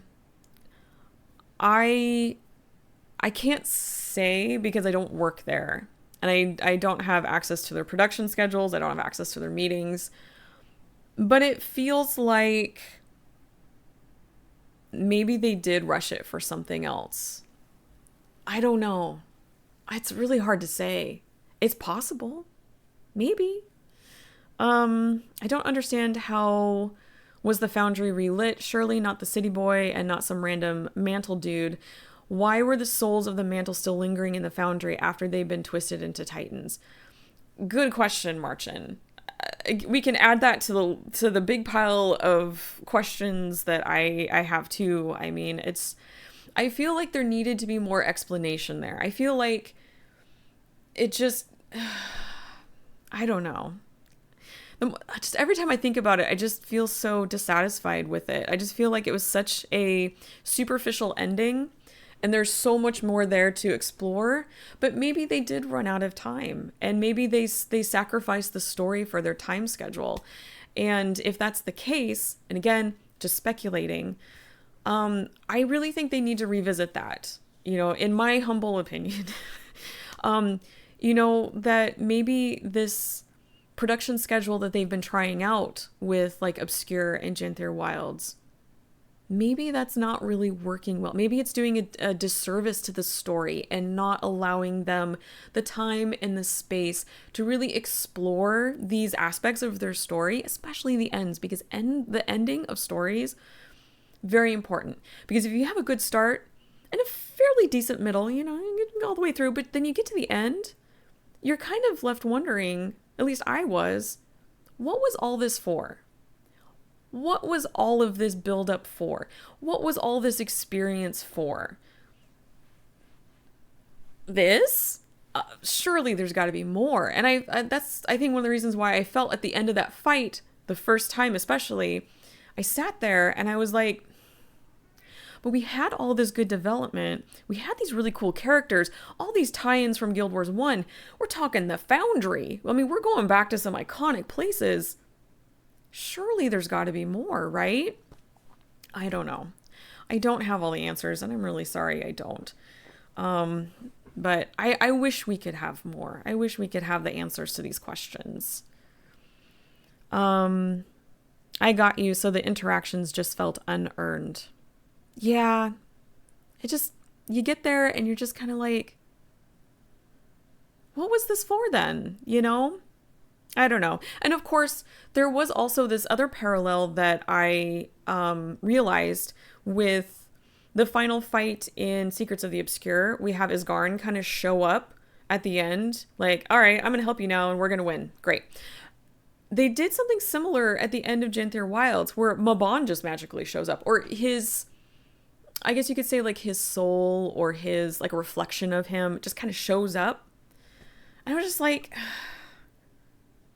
first of all, we don't need this to happen. Or if we do, we need to do this a little bit better and not have this as an excuse to win the fight. Like, we don't need to just bring in these characters that have been kind of waiting in the back, just, we're struggling, we're having a hard time with this fight, and then bam, bring them in as like our magic cannon and to solve the problem. I don't know. Anyway, so that was unfortunately a letdown. And I think more so a letdown this time because I really, really enjoyed the beginning of Genther Wilds. I thought it was a bit stronger than Obscure. I felt like it really went a little deeper into like this new race, or not new, well, yeah, this new group that we're learning about, the Lowland Coden. God, I love them so much. They're so great. They're so cuddly and so fierce. Yeah. And I think having a similar experience was challenging. Having to go through it again a second time was challenging. But they did hear the feedback from the community. I think this was after Obscure and Genther was about to come out. So I will give ArenaNet credit for listening to the community and the things that we really didn't like, and kind of looking at that and seeing what they could do better. I don't think they had time to implement those things for Genther Wilds, especially if they were kind of working on them in tandem and like, or they, had Genther Wilds like already done and ready for release. So I have hope for the future, crossing my fingers, because they know that we did not like that a lot of the community did not like those endings. So we'll see. Let me catch up here. And I'm angry at Mabon. I'm glad they gave him some screen time, but the Deus Ex Machina, him just leading us by the hand, takes us even further away from having any reason or way to learn what the heck is happening there. So I guess we agree here. Absolutely. Absolutely. I felt like Mabon popping up and like, I'm here now. I'm going to help you. Everything's fine. Very similar to Isgarn showing up at the end in Secrets of the Obscure, because he had kind of been like in the background, not really wanting to help. But at the end, he finally shows up and is like, all right, here we go. It'll be fine. I'll take care of it. And it's just, no, it's not. In my opinion, that's not very mature storytelling. And I didn't really like that. But I thought that was interesting that it happened in both stories. So I'm kind of wondering, I want to know what happened there. I want to know like how, I want the details of like the production schedule and, you know, did they have like a formula that they were following, and who wrote these? Did they write both? You know, because I'm seeing some similarities here in both of those that I find fascinating, but I also feel are not working anyway. So I know we kind of sat here and talked a lot about Janthier Wilds. I struggled with this one too, because I did love the start so much, and I love being in those maps, and I love like interacting with the NPCs and all. But ultimately, like I said, to me, endings are important. And if you cannot wrap up a good start, a good story, if you cannot wrap that up, if you fumble the ball and any other, like that, it's not gonna sit well with me. So Janthier Wilds, Henry, I don't need you to do that, buddy. I did put here. Okay, well the only thing that we have left really is VOE. And VOE, we don't have complete story yet. So this is just a temporary ranking of how I feel it sits so far. It's probably going to shift over time. We'll see where it goes after the end comes out. So I may revisit this. I may save this list and revisit this when, Visions of Eternity is complete, and see where it falls on the rank, the whole thing. But I find it to be a very fascinating start. We're dealing with Inquest again, which at first I was kind of like, I'm not quite sure about. The Inquest have been around causing problems, in the world for quite a while. But I feel like if done right, it could be really, really good. So I kind of let that go. We've got an interesting villain that I kind of... I've got things that I like about him and things that I don't like about him. So I really love how they've kind of given him this very unsettlingly calm demeanor that kind of lends to this, I don't know about you guys, but this creep factor that kind of gets under my skin a little bit. And I kind of really like that. He's got this plan. He thinks that he's going to save the world. So he's got this, I am the hero of my own story complex, which can be very dangerous, especially if done right. So I'm really interested to see where this is going to go with him. But there are some aspects of that I'm not quite sure about, that I do feel like they're starting to kind of tiptoe into cliche territory. And it's mostly around where, so apparently Vlox, is that his name? Oh God, if I get that wrong, I am so sorry. Like I said, 5 hours of sleep. I'm a little tired. So apparently they've kind of done their homework on us, our character, the commander, the Wayfinder. They know that we can be trusted. They know that our intentions are good, but they're not willing to share their plan, not willing to team up with us. Just, it's his mentality seems to be such that, this is what I need to do. It's for the greater good. I need this, the staff. the Ascension staff. I know what I need to do. I'm not going to tell you, but you'll understand in the end. And I feel like when we're kind of messing with things like that in stories, that that it could be good, it could be bad. I think and that's going to depend on where the story goes and how they reveal it to us as we kind of go along. I know, I'm sorry. I'm a little, like I said, a little tired. But I worry that, like, because I see that sort of mechanic done in other storytelling to create extra tension in the story. And it kind of sits weird with me sometimes. And so when I finish this first story bit and kind of, okay, this guy thinks he's going to save the world with this staff, or he's going to save it in such that he's going to return it, the fate of Tyria, to the people, but he's not going to tell us, he's not going to reveal anything.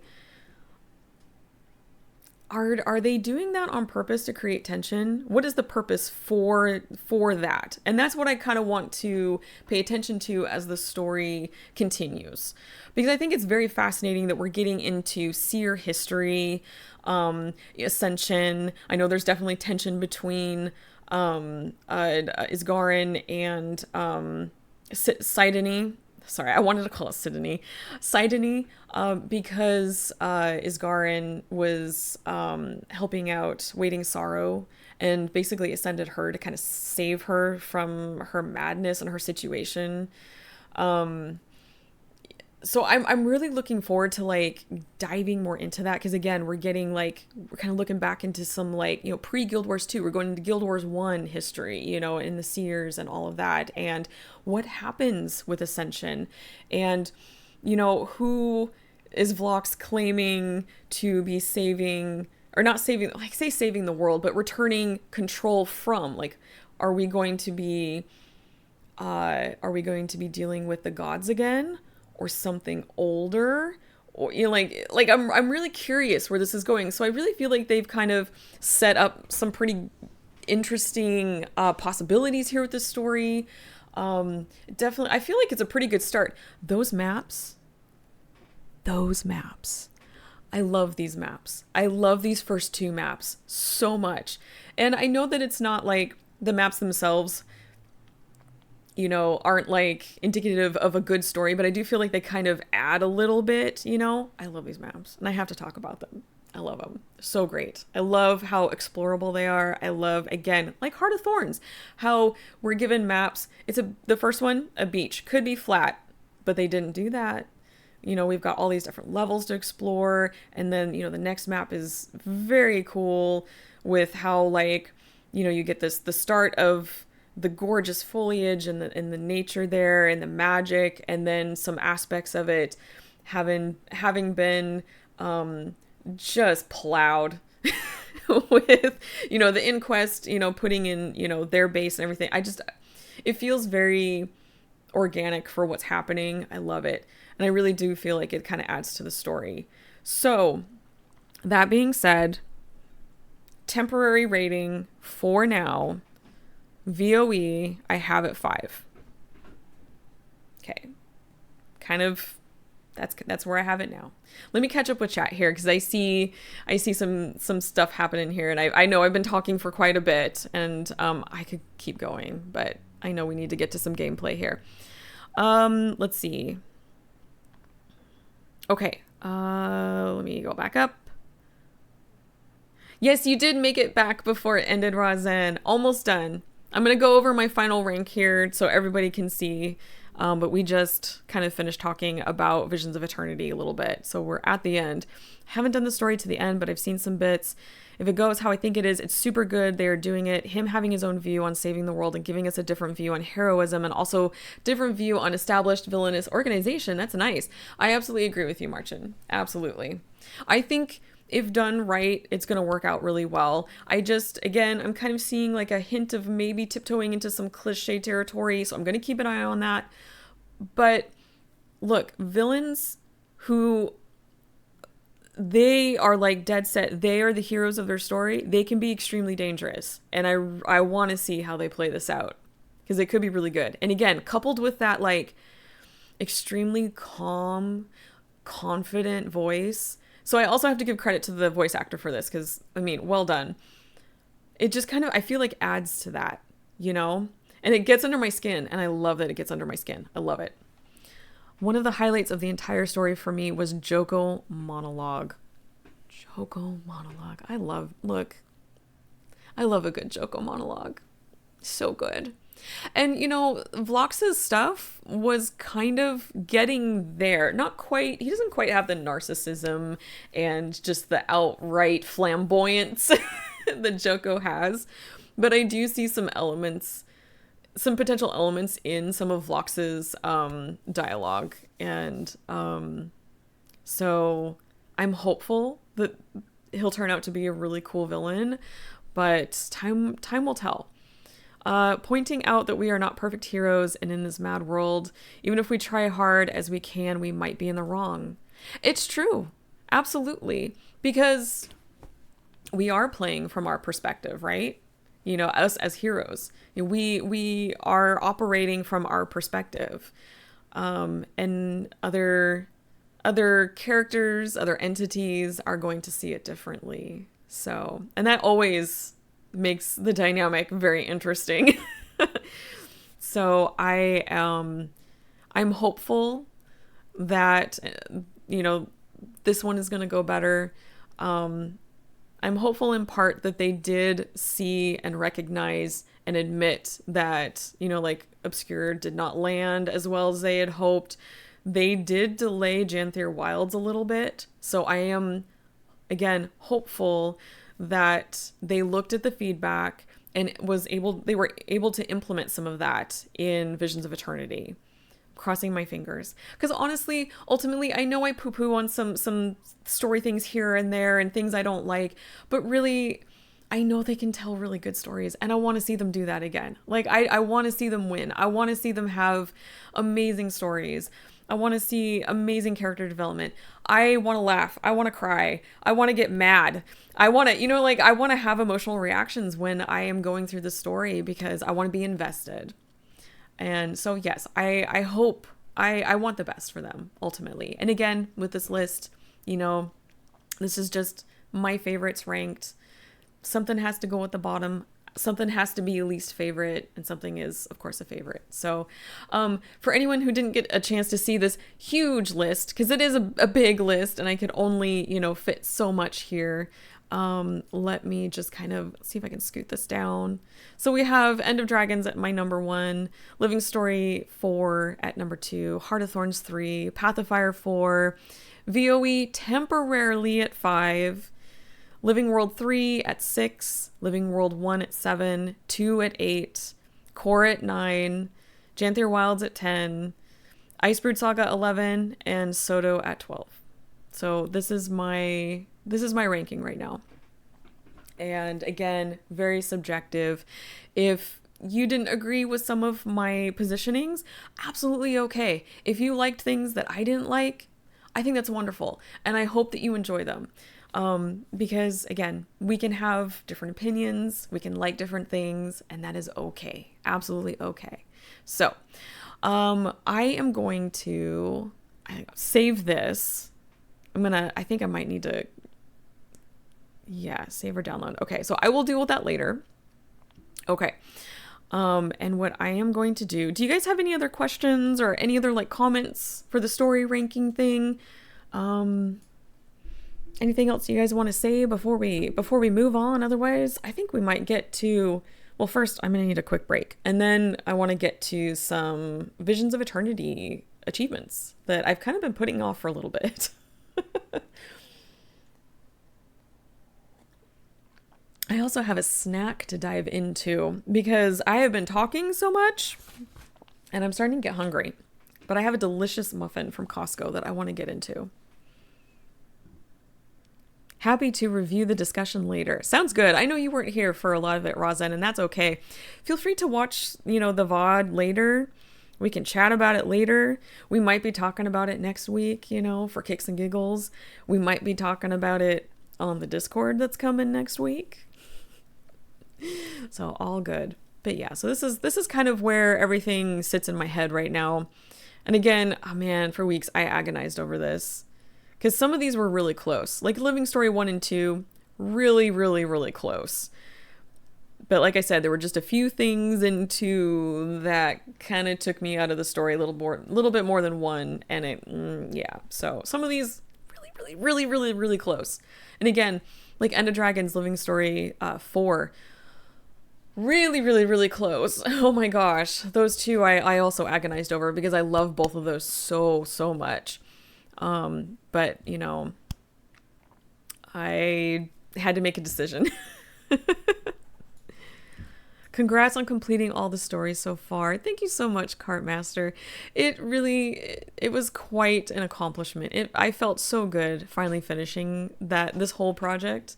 It was awesome. So I'm so glad to have had the opportunity to do it. And I'm also very glad to be done with it because that means that we can move on to some other things. So I'm looking forward to that. Okay, so what I'm going to do is I am going to pop us back into the game. I'm going to set that list aside and I'm going to save it for later. Like I said, I'm going to save it. I'll probably post it on the Discord next week because that's coming out.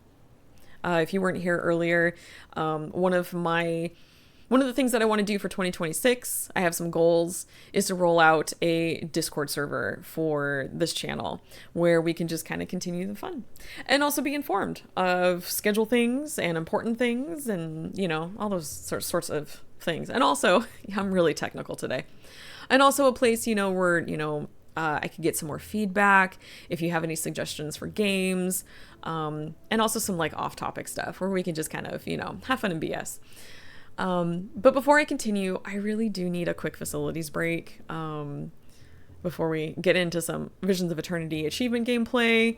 But I want to thank you guys so much at this point for you know, sticking around for the story rank and also, you know, coming into the story streams as I was going through my journey and, you know, talking with me about the story. I love having dialogue with other people about, you know, stories because we're all different people and we all approach a story from where we're coming from. We have different lenses that we're looking through, lenses that were built up by our personal experiences, our opinions and stuff like that. So I love having dialogues with you guys about the story and learning about your opinions.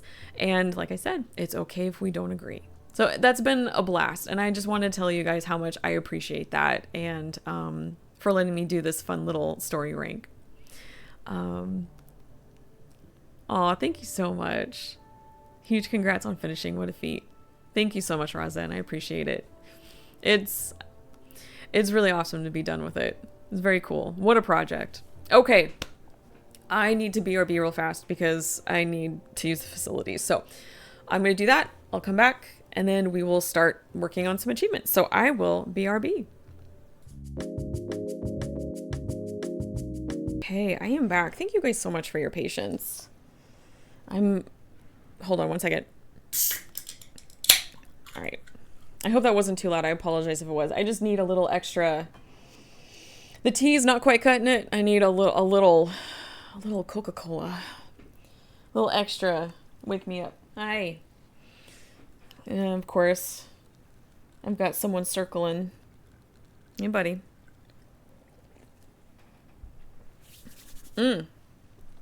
Okay. I am looking forward to getting into some Visions of Eternity achievements. Oh gosh, it's been a little while since I've looked at these, so I'm not exactly sure where I want to start. I've been kind of preoccupied with Wintersday, Wintersday stuff in Guild Wars 2 and in 1, and I've also been playing a bit of Enshrouded lately, so yeah. I started a new character in Enshrouded, so we'll see how that goes, but what Where do I want to start? Oh, I know I was tracking this one. Tropical tomes. And I think I don't have access. Let's see. I needed to finish the heart to get access to I think these last ones. Let me see. What is this called? Tropical tomes. Okay, to the wiki.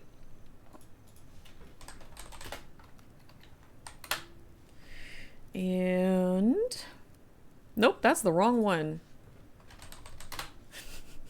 That's the wrong one. Tropical tomes.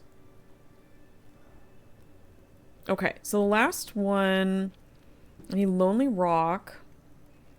And I think, yes, available after completing Whole Garden Renown Mastery Tier 3, and the heart needs to be completed for the day from the Little Free Library Barrel. Okay, so I want to go, I can't remember how many tiers I'm at on that. Do we have we don't have a travel book yet. I would really like one. I'd like a travel tome for Castora, please. Unless we do have one and I just haven't found it yet.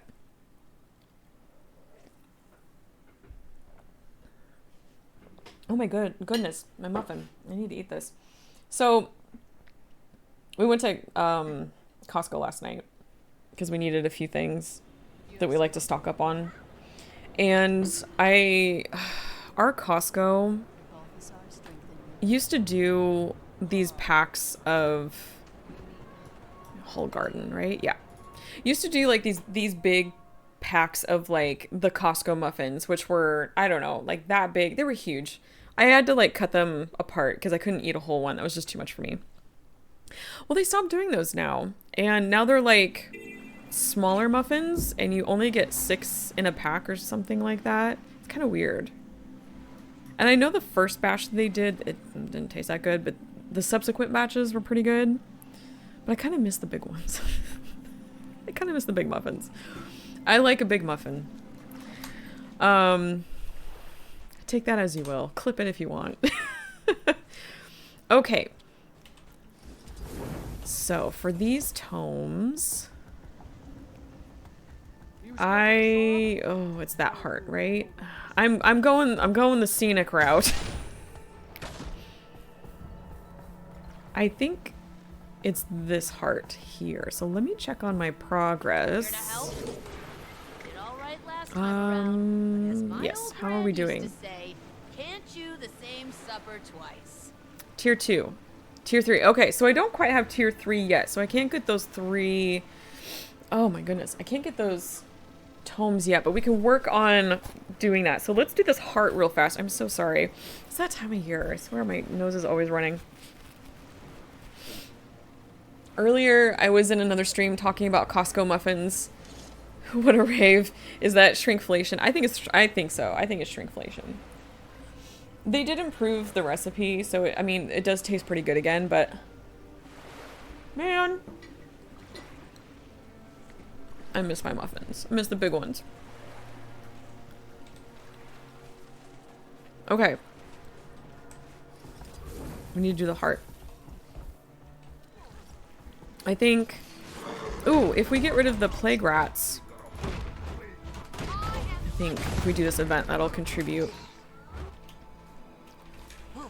Yeah. Oh, I will tell you, normally, like, our thing when we go to Costco, we'll do, like, Sunday morning, right? Because that's usually pretty chill.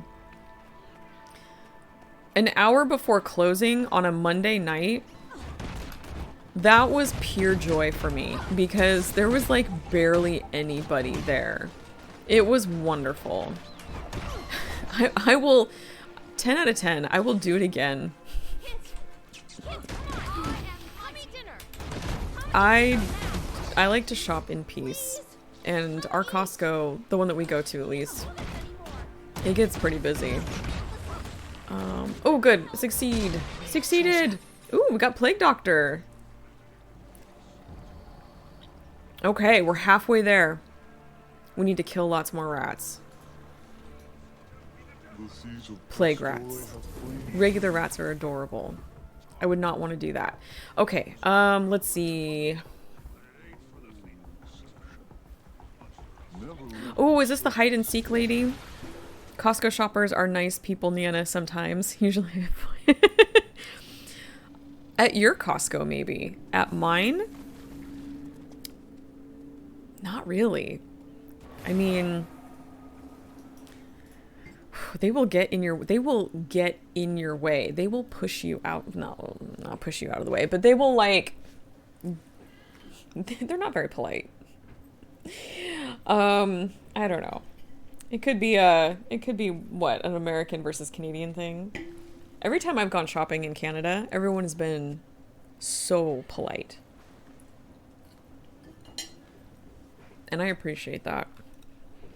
I love it. We are nice except in Costco. Oh, are they mean in Costco too up there? Maybe it's something about Costco that just brings it out. Oh, thank you. Okay, we're gonna find the kiddos. Oh. Find the kiddos. Find the kiddos. Yep, there's one over here.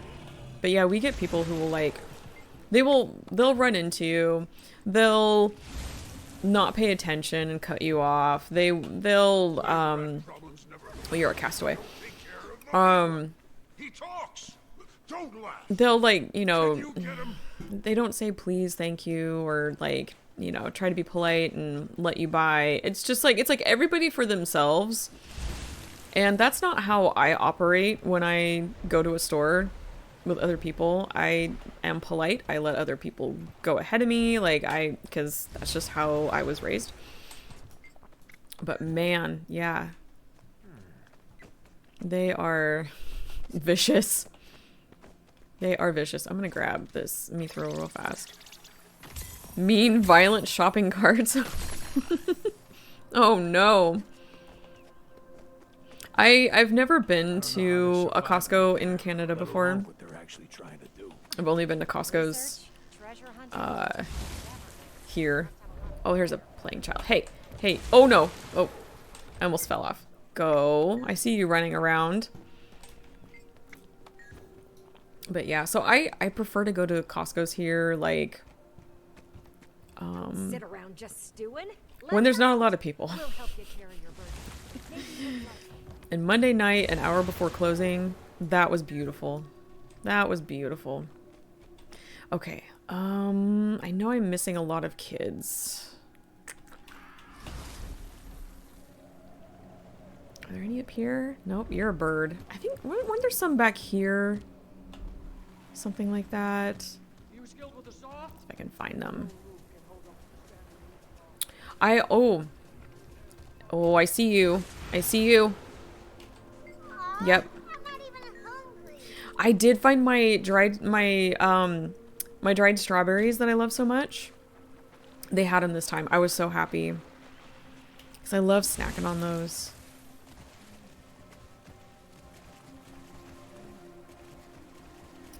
Where are the other kids? Hey, why don't we take that boat of theirs? Get ourselves off this island. Oh, there's one up here. Did I get you? Get home. And I see you over here. You need to go also. Okay. Halfway done. Oh, if you need the achievement with the ghost child, they only spawn during this event, and they're right here on this little island with the tree. They're right there. Oop, the ghost child right there. You talk to them and there's like an achievement for that, so just heads up. Oh, I see you. Go home. We go to Sam's Club here, but I refuse to go in the middle of the day on the weekend for all the same reasons. Absolutely understand, Cartmaster. 100%. Yeah. I tell ya, an hour before closing on Monday nights. It was so great. I walked in with my husband and I was like, honey, this is amazing. It's like, we have to do this again. Next time we come, it has to be a Monday night. And he agreed, because we're both also very introverted. And Come set off some fireworks. we don't like large crowds anyway. Oh, also, I think there's an achievement here. I think I did get it, but for anyone who doesn't know or doesn't have it, I think you get dog treats over here, and then you go talk to Shrimpy here, this sweet little dog. And then you have them do each of these tricks, and I think there's like an achievement, but I got this the other day. You sit. Yes, good doggy. Very sweet. Oh, look at, they cross the paws. I love when dogs do that. That's so cute. Okay. All right, I'm sorry. We're on a timer here. We need to find kids. Okay. There's one right there.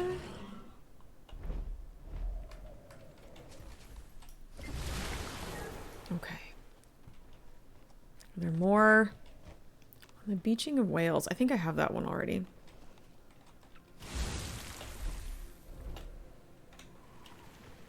Any other kiddos? There's got to be some other kiddos around here somewhere, right? Ah, hiding in the bush. Gotcha. Oh, maybe one more? Oh, I think I see one on the other side of that rock. Oh, good. Someone found one. Excellent. Okay. So that got us halfway through the heart. I think maybe I want to go throw some coconuts. I think we'll throw some coconuts. That'll give me a chance here to have some more. Hey, you. Look like you got an arm on you. Can you help me get some of those? Throw stones, not throw coconuts. I mean, you can throw coconuts, but I wouldn't recommend it. Because you're supposed to put them in the basket.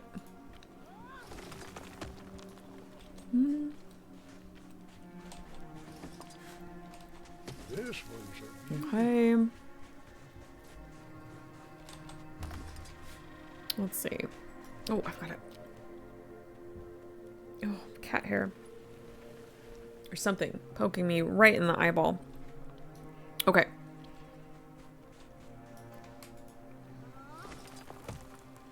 You ate stroopwafel finally, Roseanne? Ooh, tell me all about it. How did you like it? How was it? Was it everything that you hoped it would be?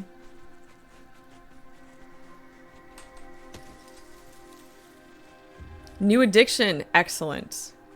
Excellent. As it should be. Those are so good. If anyone here who does not know what a stroopwafel is, first of all, how dare you? I'm just kidding. I'm kidding. I'm joking.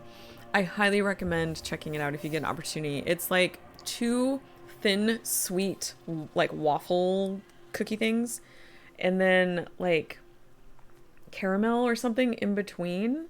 And if they're usually like big and round enough, at least if you can find like the regular size ones, you take one of those and you set it not on a mug like this, a regular mug, a regular sized mug. Set it on top of a mug with like hot tea or hot cocoa. It'll warm up the center, and then you bite into it, and it's just, it's magic. It's so good. Fresh one was amazing, but I don't mind the packaged one too. Oh, I have never had the pleasure of having a fresh one. If that day ever comes, it's gonna be like my top 3 memories, I'm sure. Let's see, back this way. Yeah, stroopwafels. Oh, they are so good. I think you can find them. You can at least find packaged ones at like World Market. I think I found them there before. But a friend of ours, someone actually that my husband used to work with at a previous place. No, out of range? Okay. Lovely German family. Hey, come on now. There we go. They introduced us to stroopwafels. They got us a package, and so good. So yummy and very addictive, yes. Mine had real vanilla pecks in the syrup. Oh, actual vanilla bean. That that sounds amazing. That sounds amazing. Where did you, if you don't mind me asking, Rozen, but where did you have your stroopwafel? Was this at like a bakery, or like somewhere that maybe I need to visit next time I go to Canada?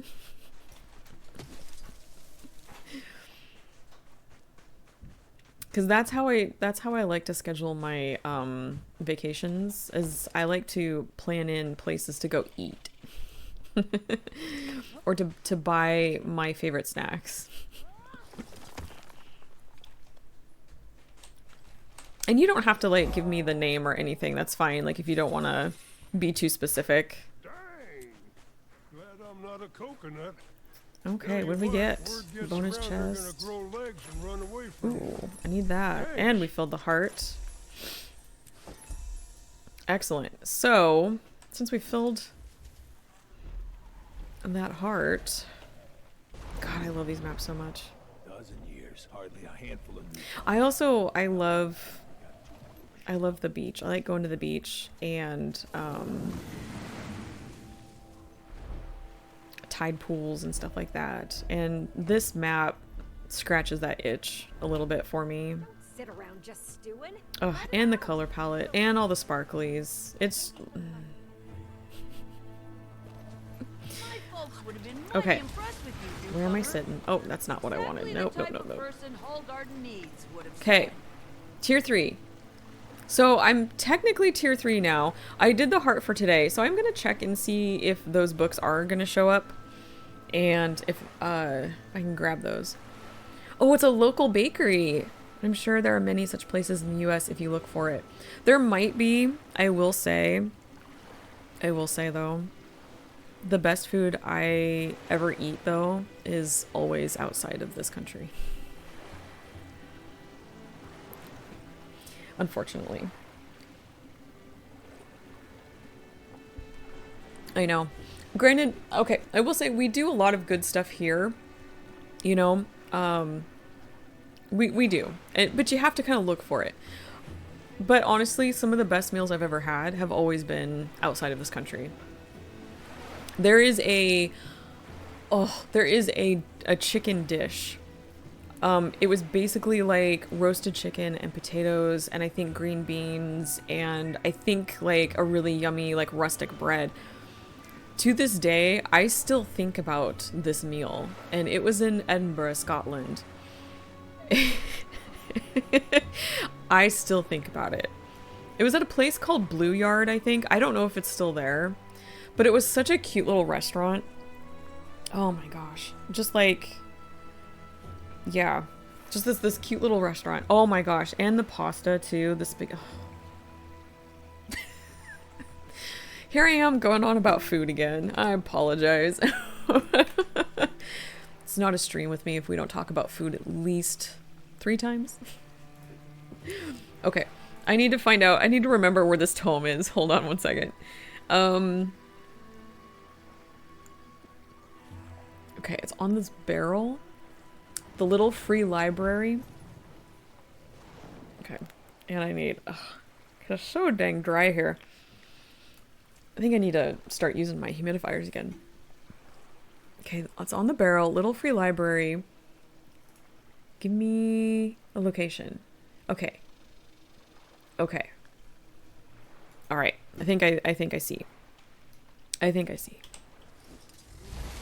So we need to go up this way, I think.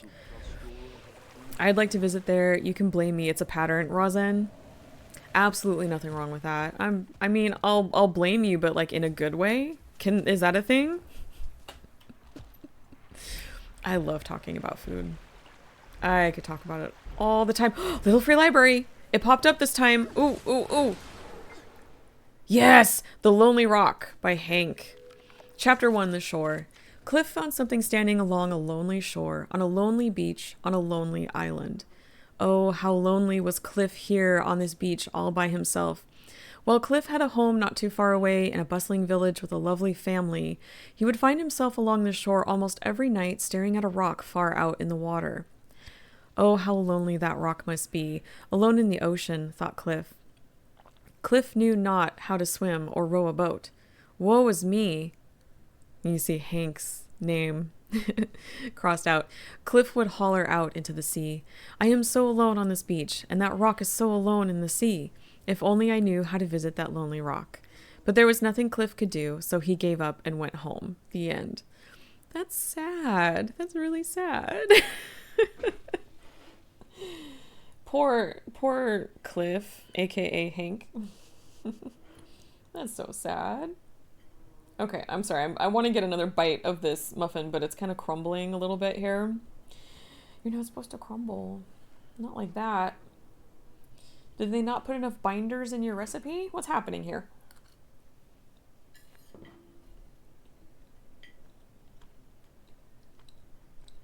Okay. Ah! Okay. Suddenly Cliff found a volleyball. He named it Wilson. You know,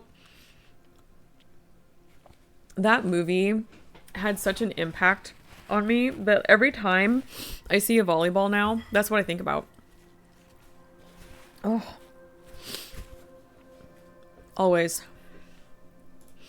Okay. Recent recipes by Grammy West. Ooh, yes please. Seashell and squid stew. Start by dicing your squid, fresh as fresh can be, and lightly frying it in coconut oil. When golden, remove the flame. Next, cook your wild onions, leafy greens, and a touch of kelp. Add whatever seasonings to taste. I added a handful of spicy flowers. When your mixture is wilted, add back in your squid and half a coconut shell of braising liquid.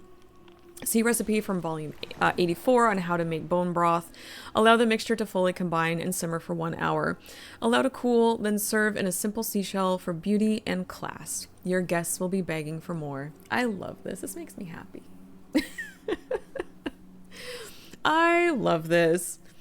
Because I love food. See, exactly. Even the game is about food. Heck, we had someone from the community create a cookbook. Come on. Food is an important part of this game.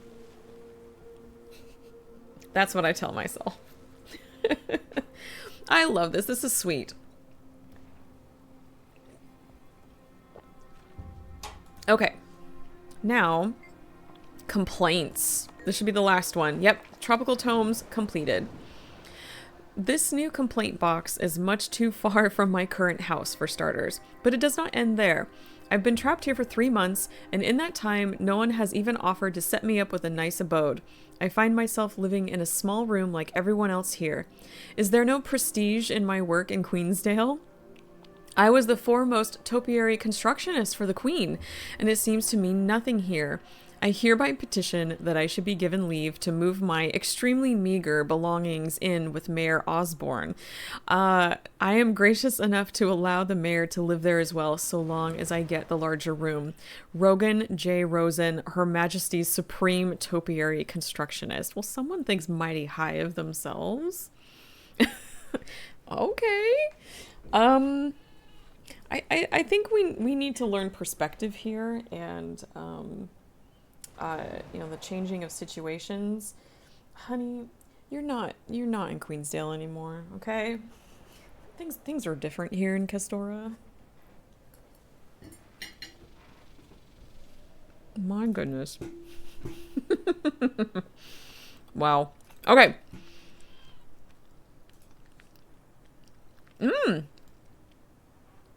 Okay, we have some hobbies to do, it looks like. I thought I finished this, but I guess I did not. So, yeah, I thought I did this the first day. Well, honestly, sometimes this happens. I don't know if this happens to you guys, but like occasionally, I've experienced situations where I will go into a new expansion that day. I will, finish some achievements, and then, there will be some updates that roll out, as they do, to iron out any issues. And then I will go back and find that a couple of my achievements, like, their completion was rolled back. And I'm pretty sure that I finished this. on the first day. So we'll do this again. It's fine.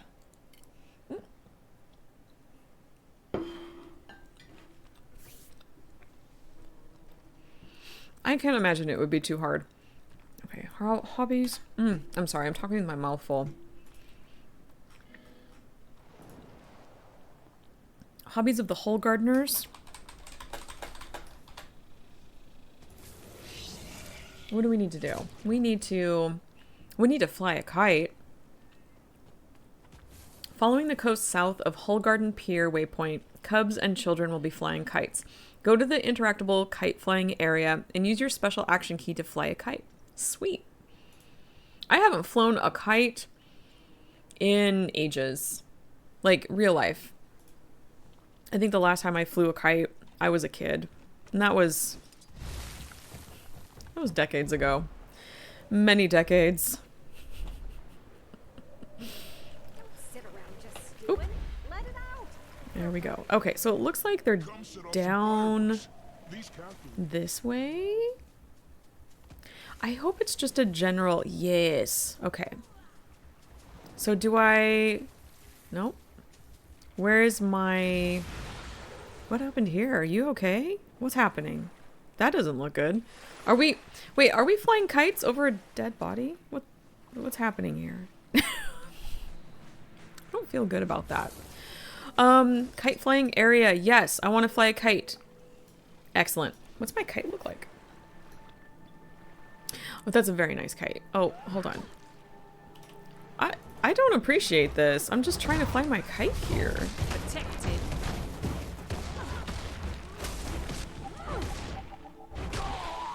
Okay. I wanted to look at my kite. Oh, here we go. Here we go. Oh, that's cute. Got a little dragon on it. Nice. Very nice. Okay. We flew kites.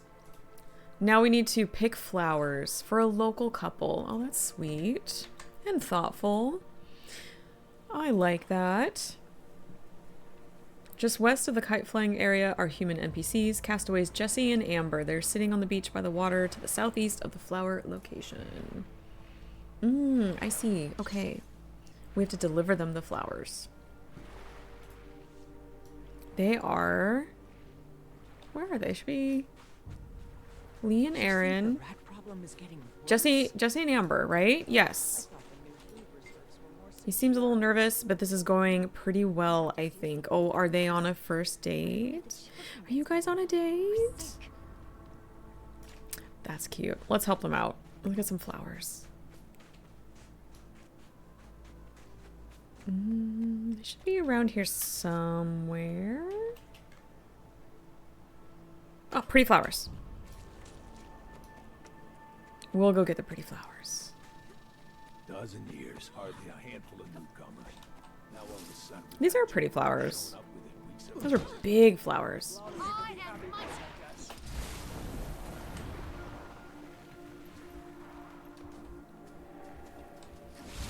Okay, here's your flowers. Okay, maybe we need to talk to him. He needs the flowers, right? Thank you, thank you. Please hand those to Amber. I owe you one, pal. Here you go, miss.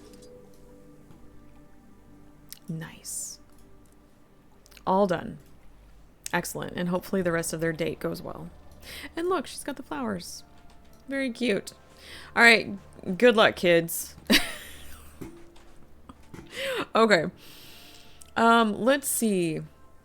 What is this one? Okay. We need 2 events. Escort the castaways into freebooter territory to pillage and plunder. Where does that start? Let's see. I always find like these ones take a little bit longer. Unless I can like somehow manage to get to the start of the event chain and then I can do all of them. Okay, which one is this?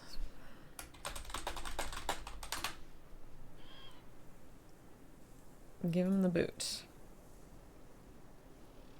Okay, where does this start?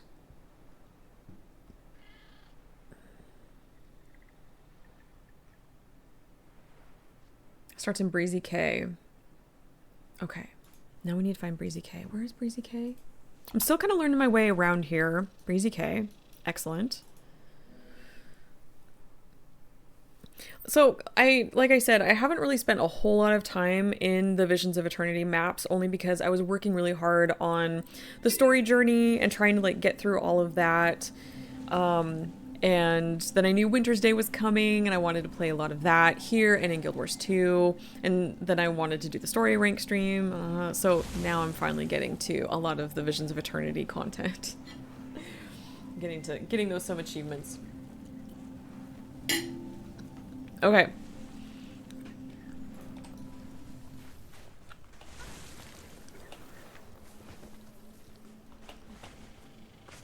Who are you?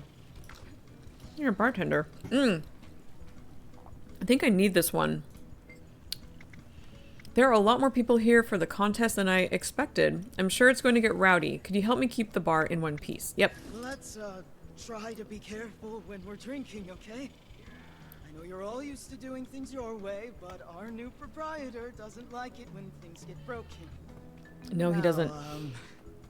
Drink. He gets very sad when his things break. Poor Canuck and his ship. Oh, no, no. Need you to calm down there. We need to calm down.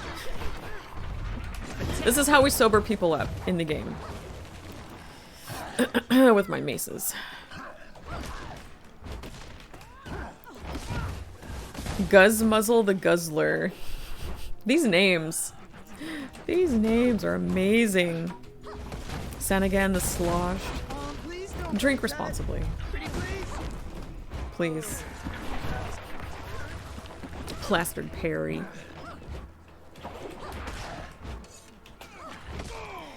Oh my goodness.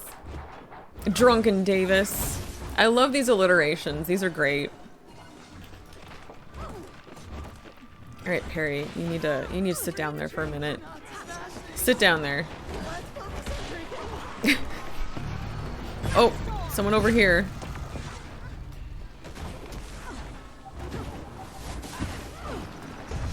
There we go. Okay. Wow, they're getting really rowdy. No, no, no, you. Why do we need to attack this torch? Why do we need that to happen? Did the torch say something bad? Terran the Tanked.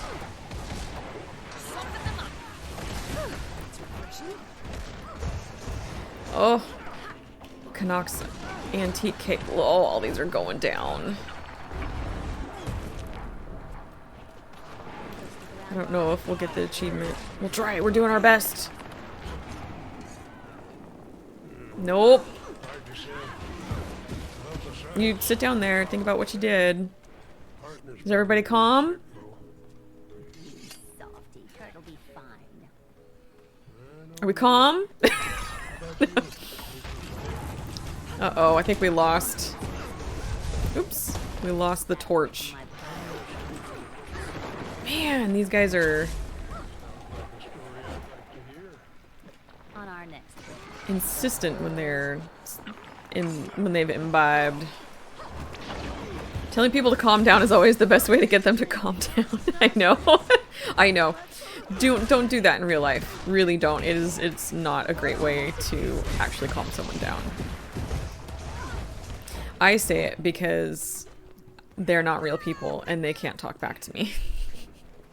So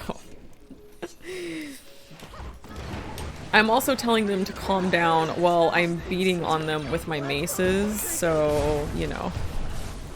Don't do that either. And also drink responsibly. Especially with New Year's coming up.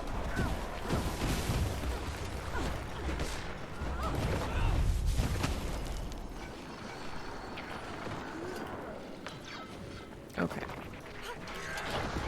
Go. Oh, please don't break that. Pretty please.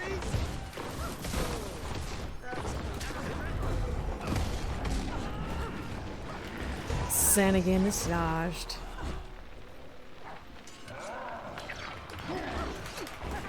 This is a hard event.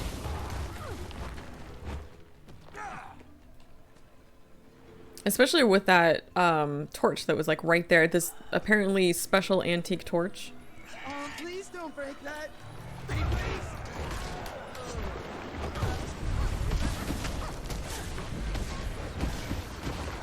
please. Beating on them helps too. Well, you know, game logic. Of course it does. Sober 'em right up with these two maces. Please don't. My very festive holiday maces. I'm gonna beat the Wintersday cheer into you.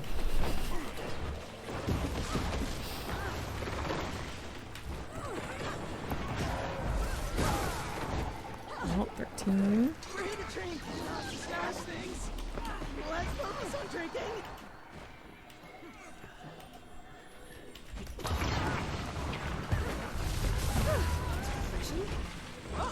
Ah, what'd I get? And Uh-oh, the winners hold on. are Mouse! There we go. lovely folks who helped me manage My mouse everything. button was stuck. That's my decision. There we go. Hope everyone's okay with that. Alright, got some goodies. I don't think we got the achievement, but that's okay. I think in order to get the achievement, I think everything has to survive, which... Look, there was a lot of rambunctious activity happening there. Okay. So apparently that quest starts from here for give him the boot. Oh my gosh, what is happening? What's going on, mouse? Oh, you're stuck. Okay, that's better. I might have to clean the mouse. I hope I didn't spill anything on it. Okay, Castaway Cash is who I'm looking for. What do you look like? Ah, okay. Let me look around. Got a little out of hand. Sorry. Calm patron. See, they're calm now. Oh, a rowdy one. It happens. Fine. You're right. I don't think it's up yet. So let me look for some other achievements we can work on here. When is beachcombing? Ooh, we could look for treasure. Okay. Oh, also, since many of us here love cats, if you don't know already, there is a special collection achievement. Oh, I see the ad timer is running out. I want to make sure that I say this when the ad's over. Pardon me. There is, if you don't know about this already, there's a really cute collection achievement that begins after the meta here on this map. Once that's been completed successfully, a book spawns in that area where you end in, where is it? Right here. That starts the collection for the incredibly adorable pirate cat mini. So freaking cute. So if you love collecting mini cats like myself, and you don't know about that one, then there you go. It's a pretty easy collection too. And the wiki, it's all spelled out in the wiki. Okay. Where was I? Yeah. Visions of Eternity. Feeling loopy. Oh, is this the one where you fly through? Yeah, let's do this one. Oh, and it gives you a mastery point, which I am working on this. So let's do that. Oh, let me track it first. I'm all over the place today. Feeling loopy. Not feeling stabby, feeling loopy. Let's see. Complete all the crab-related events in Shipwreck Strand. Crabs everywhere. Oh, that's fun. Let's track that one too. Let's see. Do you guys have any favorite events in this map? anything that like you love participating in or that you loved doing? I'm kind of curious, since I haven't really spent a whole lot of time here yet. Will I get another bite? Oh, this poor muffin is just crumbling. It tastes good, but man, it is so crumbly.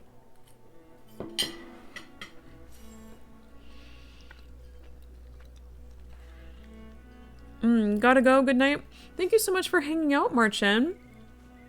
I hope you have a wonderful evening and a wonderful weekend, wonderful New Year's, and I will see you next time. Okay. Let's try the loopy. Let's try the loopy one. The Heart of the K. There's nothing the Inquest won't run experiments on. Okay. So, I'm thinking the first one is, ooh, maybe here or something like that. And I think this is the one where we fly through like loopy or round rock formations. It's an easy one to get. I love these gnarled boars. These are so cool. All those tusks and horns. I think I need to fly through this one, right? Yes, perfect. And then there's nothing the Inquest won't run experiments on. Where would that be?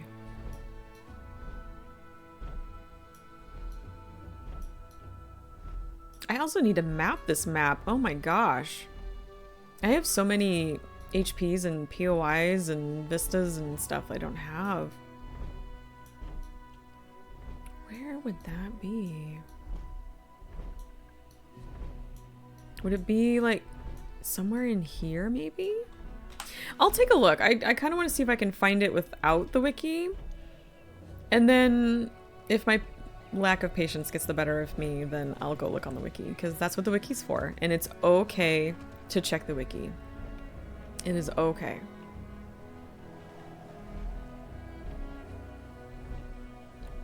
Oh, it's so nice.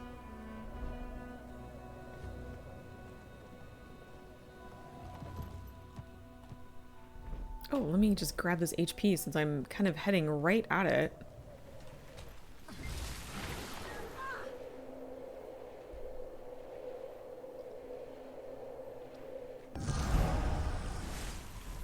So I'm wondering if it's like somewhere back here, or I don't know. I could be way off. I think maybe we need to get up a little higher. Commander, hey, Westergaard. Got strange reports from Hammerheart territory. Air's crackling, smells like lightning. Saida here gave me her communicator. Insists you'd help, so help. Thanks.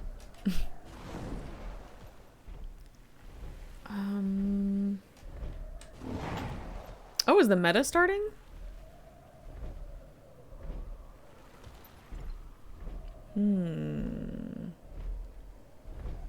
Oh, that is gorgeous.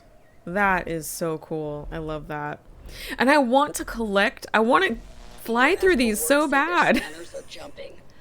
Just to make a deal with darkness to get us all under her thumb. Here, And Jimmy'll do whatever she says, long as it involves explosions. Careful. Those two have way more ambition than brains. I think... Let's go check out the meta. Let's see... Let's see if people are doing that.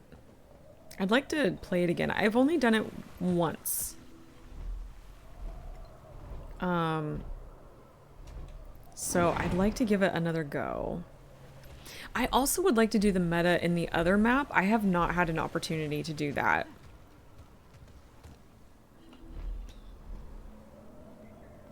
Okay, so what is going on in here? Do we have people? I don't see any tags. I see some people. Oh, is that the new skimmer mount? Oh my gosh, it's so cute. Oh, that... I forgot that was available today. I love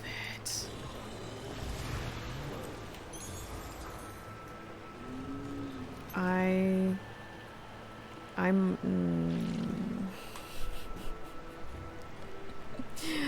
oh, there it is. Oh, it's so cute. I have a lot of the other like plush ones. Oh, it's so cute. It looks so soft. All the little buttons and the little tail bow. I might have to get this. Oh, adorable. I forgot that that was available today. Okay.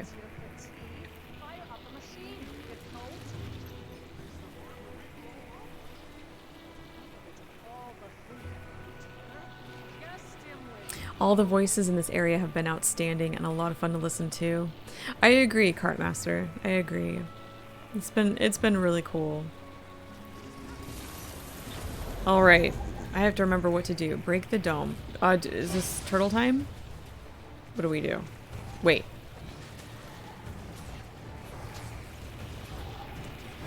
Oh, let me grab one of these. Hold on. Yes, I want that.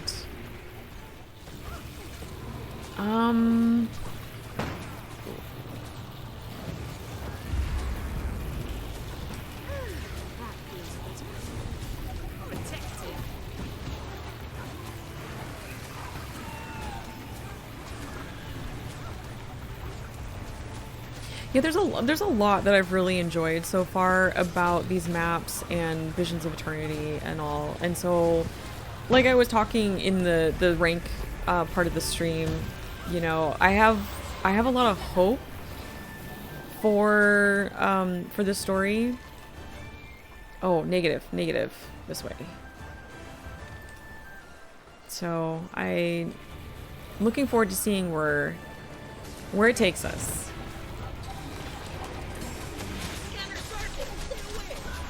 Ooh. I think maybe dodge roll out of that one.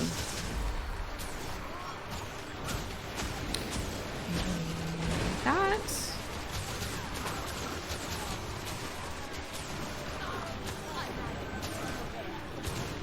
See y'all, have fun. You too, Cartmaster. Thanks for popping in and hanging out with us for a while. I hope you have a wonderful rest of your day and New Year. And I'll see you next time.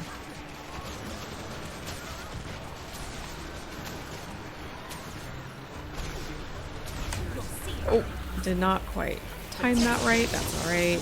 You live, you learn.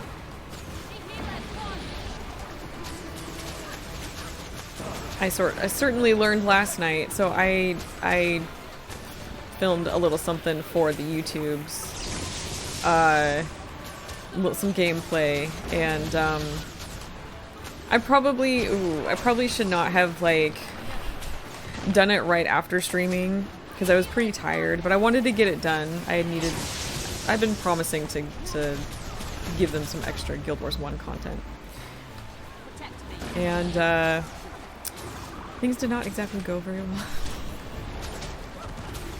But it's fine. It's okay. Because ultimately, it's still a game. But you'll have to see.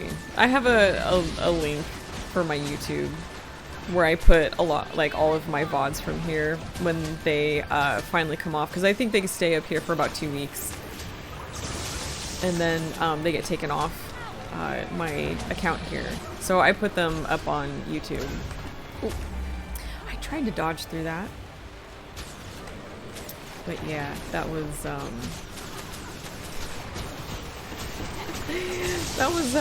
not happy times. But it's fine. A part of me was like, oh, maybe I should just scrap this video. But if I did that, then that kind of feels, you know, inauthentic. And I didn't want to do that. You know what? Sometimes when we play games, we fail. Sometimes things happen, you know, and it's just a part of it. Part of the experience. Break the dome of the machine. Oh, whoops.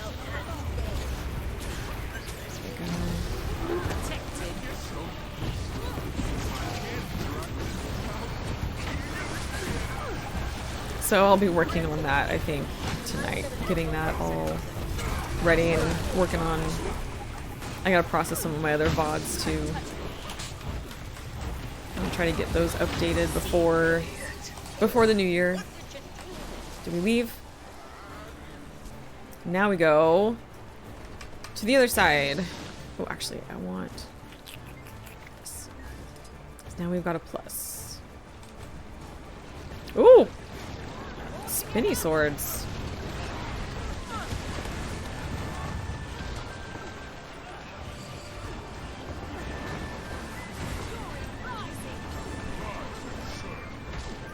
I do like with this meta, I like the mechanic of having to like switch back and forth. It is pretty cool.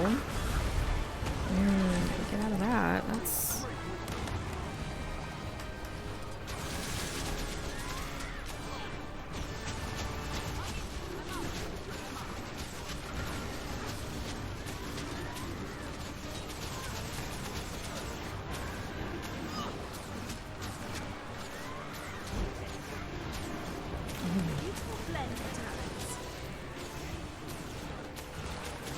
But yeah, I want to check out the meta in the other map. I just have not had an opportunity.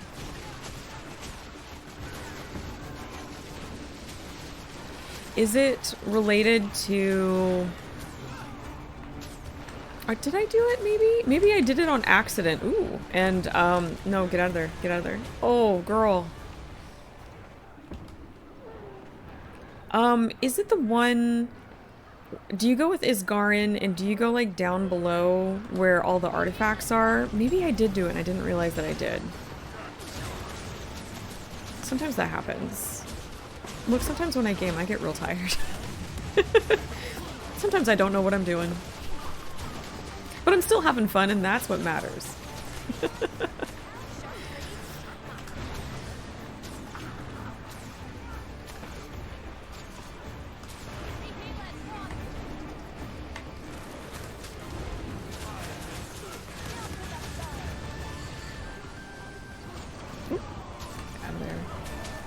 Gotta watch those AoEs.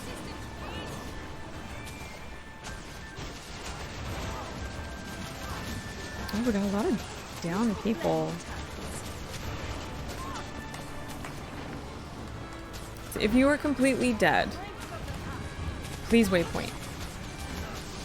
Because we standing players may not have the time or the ability to res you.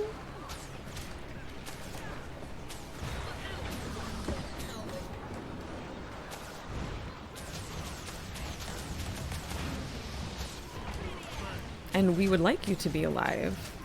And the best way you can do that is by waypointing, basically.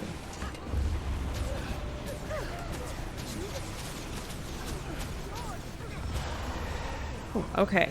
Is that it? Yes. Negative now. Negative. Yes. Fast as the wind. Cool. Oh. I'm gonna need to go back to Drizzlewood and do some more work in there so I can get more tokens to trade in for these EMPs.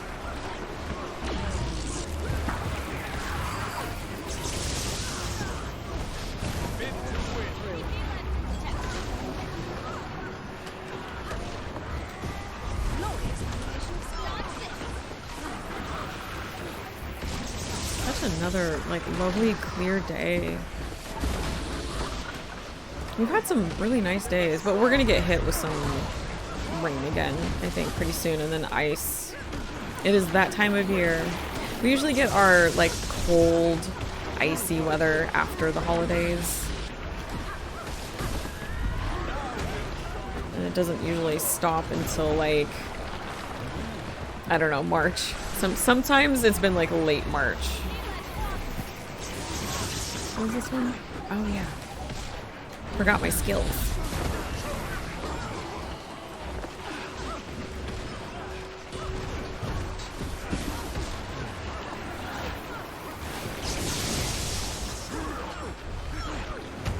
But I don't know, I might go for like a little walk after this too. Get a little exercise.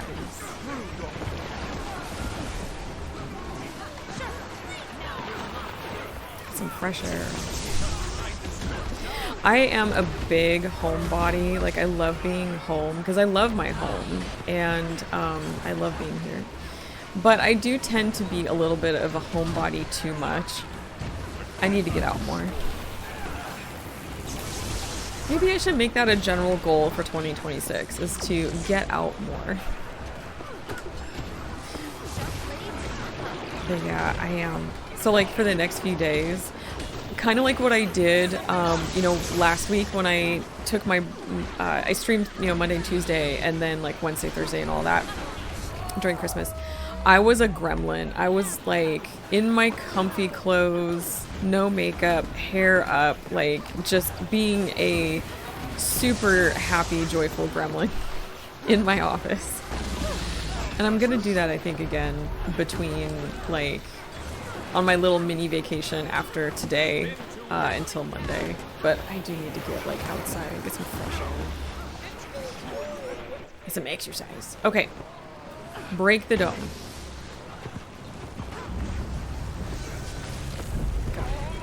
That is important. It's good to get up and walk around,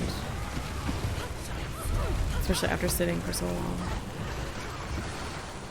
Get all of those. There we go. But I need to go through my office and like kind of clean it up. Ooh, let's go after you. Hey, come here. I've been kind of like going through stuff and like pulling things that I don't use or want anymore.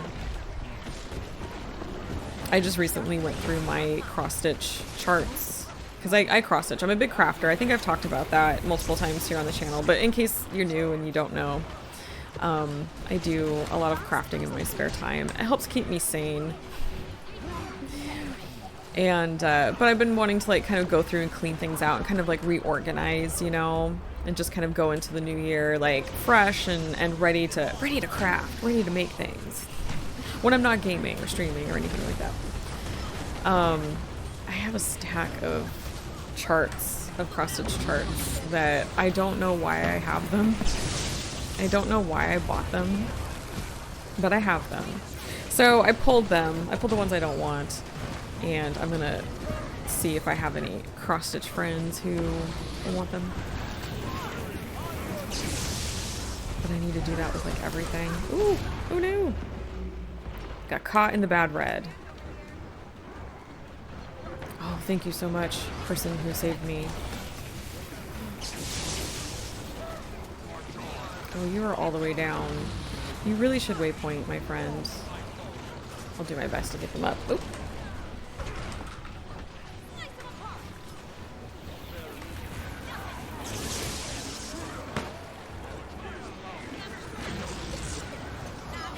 That is quite a visual.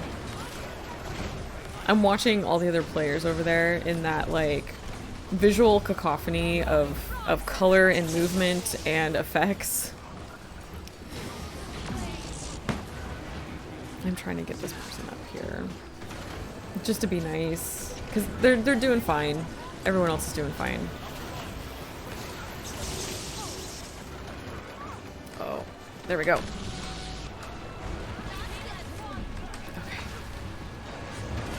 Oh, jump right back in only to be taken right back down. Am I gonna get saved? Am I gonna get saved? Oh, I do have one of these. I've got a bunch of those. That's fine. I'll use one. But yeah, I want to go through like all of my stuff because I have either like not quite inherited, but have been given some things that I don't know if I'm going to use. Maybe some things that I purchased for a project that I thought I was going to do and then never did and don't want anymore. Yes. Good job, everybody. Good job. Let's get these people up. So yeah, I want to go through all that. And then I have some stuff coming my way. I know, I'm sorry, I'm talking a lot about crafting right now. But there's a website that I go to for like some crafting supplies when I want like miniatures of things, or like when I'm working on my letterpress tray project. And every year they do this thing, this giveaway between Christmas and New Year's, where the owner lets she's has like a few employees, and she lets them have like that week off. But then she organizes these giveaways every day and puts together these themed packages of goodies. And so I always try to enter every year, and I won yesterday's. So I'm very excited about it. It was the spring package, and it's got a cute little bunny in it, so I think I'm going to make something for my sister.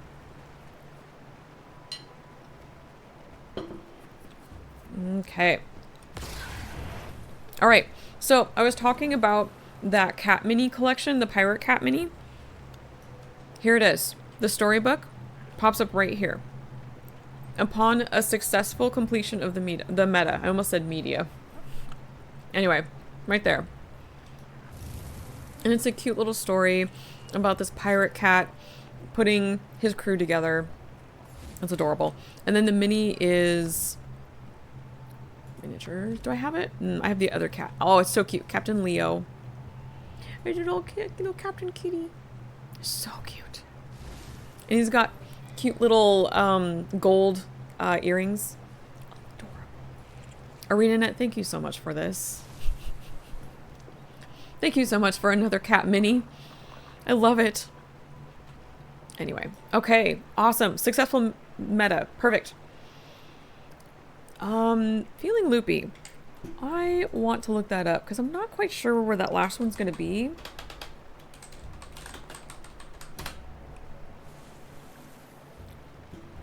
Was I even in the right spot? Riddled Cove? The objective is inside. Unlike other objectives, this one cannot be flown through and is earned by flying against the small stone ring in the facility. Oh, interesting. I would not have thought that. I would have thought that it was like a larger ring formation like the other ones. Fascinating. Okay, well I'm going to pull up this map so I can see where I need to go. Where is this again? Riddled Cove? So it's like... Is it going to be... That is the underground. And that's above. It doesn't show up. Do I need to be further, like, deeper? I need to go... I wonder... Okay. I'm going to meander a little bit and see if I can find this.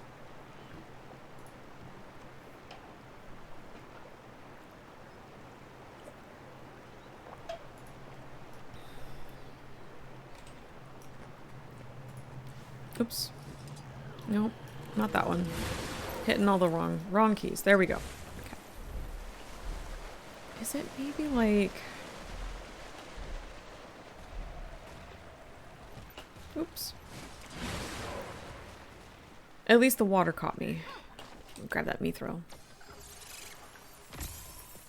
Oh, also too, speaking of like crafts and all of that. Oh, nope, that's not where I want to go. My husband got me this really cool stand I've been wanting for cross-stitching, holding like my my hoops while I'm cross-stitching, especially like smaller projects. Don't like how many waveforms like when I'm not stitching in hand or something like that. But the thing also can hold cameras, I think. Like it's got a clip on it. So I thought it might be fun down the road, hi honey, of maybe doing like a crafting stream or something like that, just for fun, just for funsies. Kind of toying around with that idea. Hi Henry, do you want to say hi? Come here. Oh, come here you. Oh, the big boy. He's our big potato, our potato cat. Is this Henry? Or are you being shy? Are you shy, honey? Hi.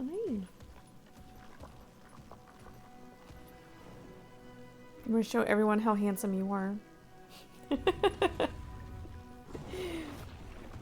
What's in the window? Did you see something? Was it a car? You can't have that. That's chocolate, sir. You cannot have that. I'm sorry. Oh, do you see the lights? So we have some snowflake lights hanging outside on our porch, and right now the light is hitting them just right that they're reflecting on my wall over here. And I think he was seeing them swing outside. No, you can't go there because that's where my muffin is. No, that was not an invitation. That was not an invitation. I know, look at, they're going crazy. Look at the lights, they're going crazy. Going everywhere.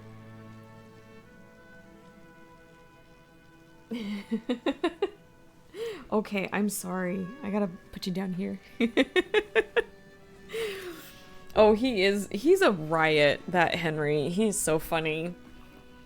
If you hold him, and he sees something that he wants, like he will do this bit and he'll want that. It's so cute. Oh my gosh. He is such a funny cat. But yeah, he's our potato boy because he's kind of shaped like a potato, which is fine. There's nothing wrong with that. And also, he's a great couch potato. He's a great cuddler. I don't know if I'm going the right way. Like, I think I am. I think I need to go this way and maybe down. Maybe there's a path or something. I don't know. We're gonna find out. Like in here, maybe? Whoa, what is that? Do I go down? Down, like, into the water?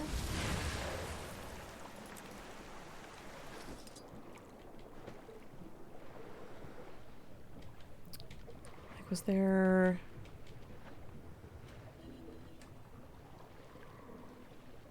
No, because now I'm going back. I'm wondering... Hold on, I'm gonna... No, this is where I need... Because it's, like, right over here. Let's see.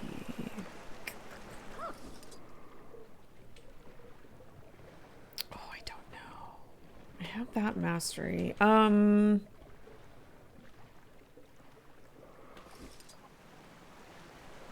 I do get a little turned around with some of these paths. I'm not mad at it. That's totally fine, because I know part of that is on me. Because I can get turned around a little bit. Maybe it's back here? Maybe this is where I need to go? Yes? Yes? This looks promising. Okay, I'm looking for a... Oh! There we go. Got it. Let's get the hell out of here. Get right out of there. I do love these new golems. Those are really cool.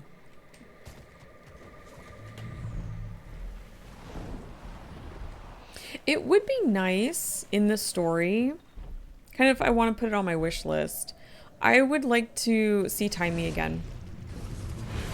Especially since we're dealing with Inquest, you know? I would love to see Timey, and I'd love to see Goran. I think that would be lovely. I would also like to see Cass and Jory, and I would like that wedding, please. You know, that wedding that, you know, that was hinted at years ago? Can we have that wedding, please? Please? It could be an island wedding. I love those two characters. I love Jory and Kaz. And I would love for them to have their wedding and have a happy ending, you know what I mean? Well, you know. To have... It's not really an ending, but I would just like for them to have some happiness. You thought they were married? So... We saw them propose to each other at the inn, or at the bar, but we haven't gotten, like, I think a definitive answer or like an actual event.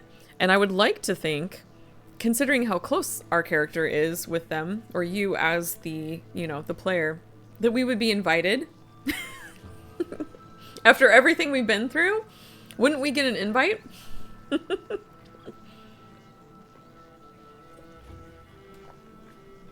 Maybe they went to City Hall. Maybe.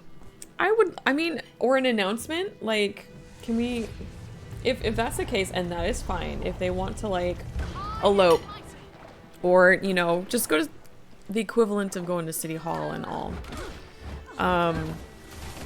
can we at least get an announcement?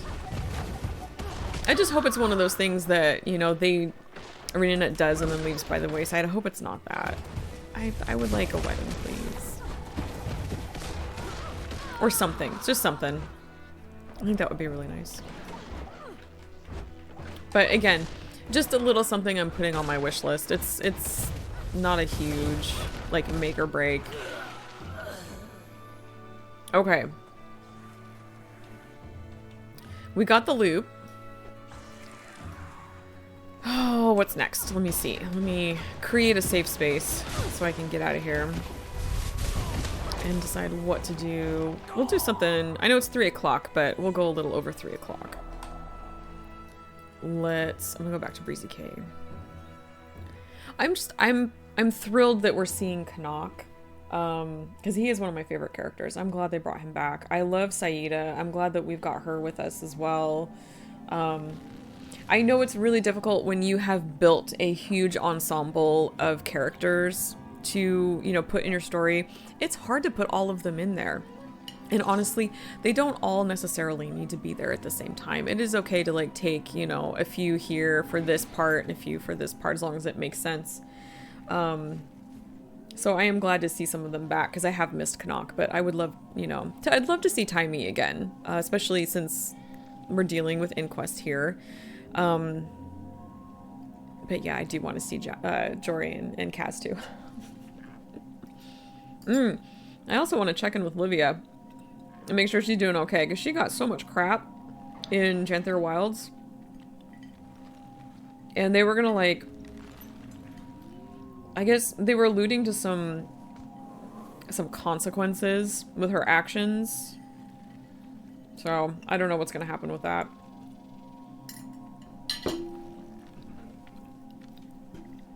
Okay. Okay, these were all the crab ones. Let me see.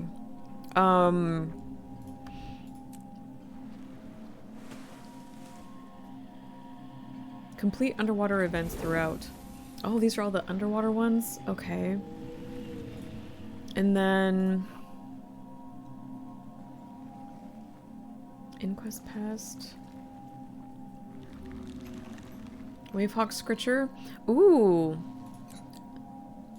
I haven't done this one yet. We need to find and pet every petable skimmer in Shipwreck Strand. I can do that. I can do that. I volunteer. I volunteer. Let me see. What's this called?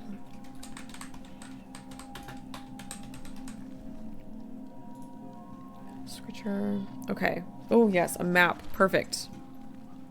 I need a map. Oh, I need some water. Let's do that.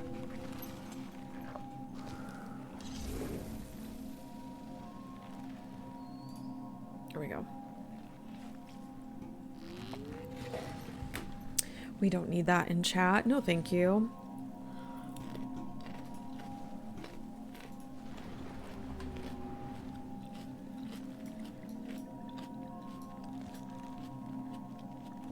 Okay. I think we need to go up here to start for number 1. Okay, let's go find some Wavehawks.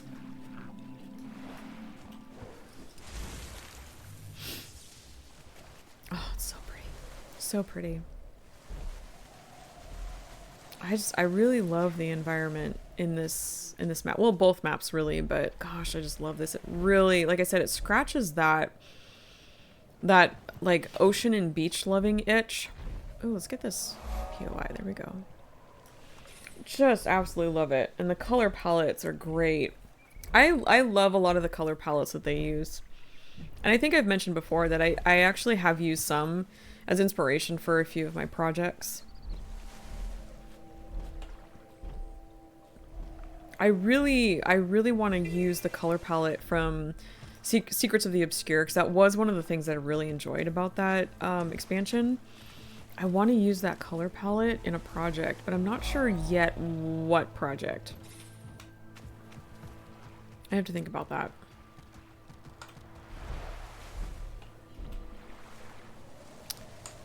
I am looking for... I might be in the wrong spot.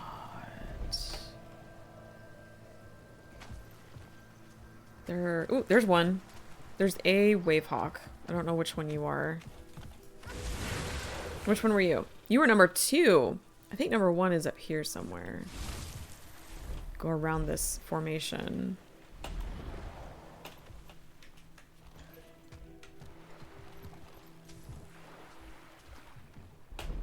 Oh. Let me stop.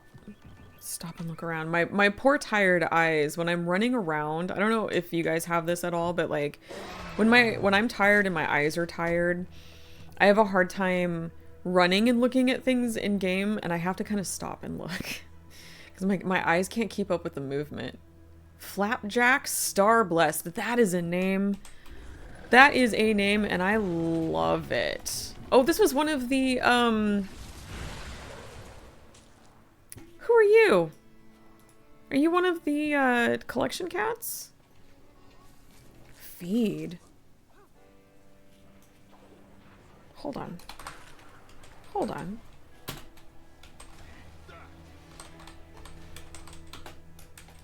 What's your name? Star Blessed. Which one are you?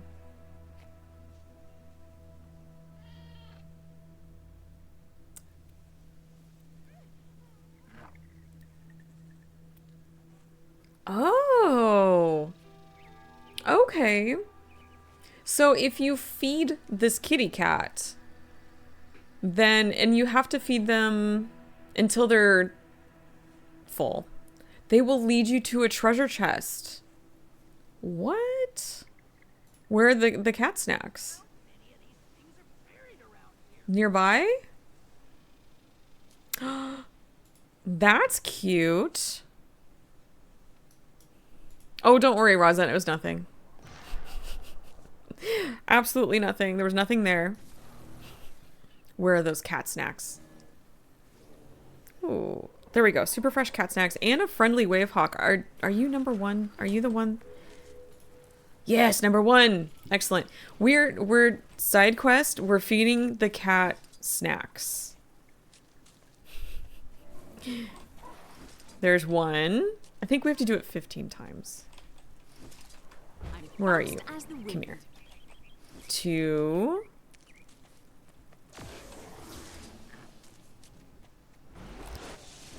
3. I think you have to do this multiple times. 4. I was just briefly looking at the page and just kind of skimmed info, and I saw 15. So that's 5. 6. Oh. Wait. Maybe I don't? No. Okay. Hold on. 7. I don't know. This cat is going to be so full by the time we're done. 8. I hope these snacks are really small. 9. This seems excessive. 10.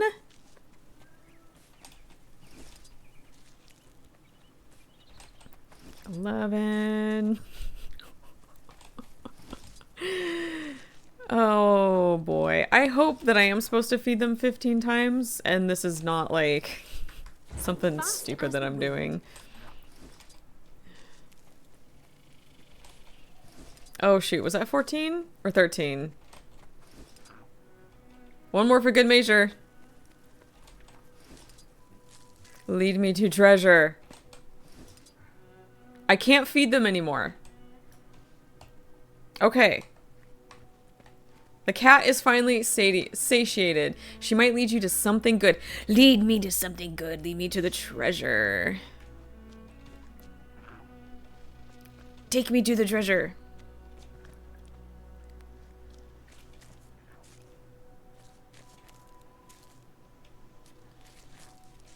Oh, over here? Okay.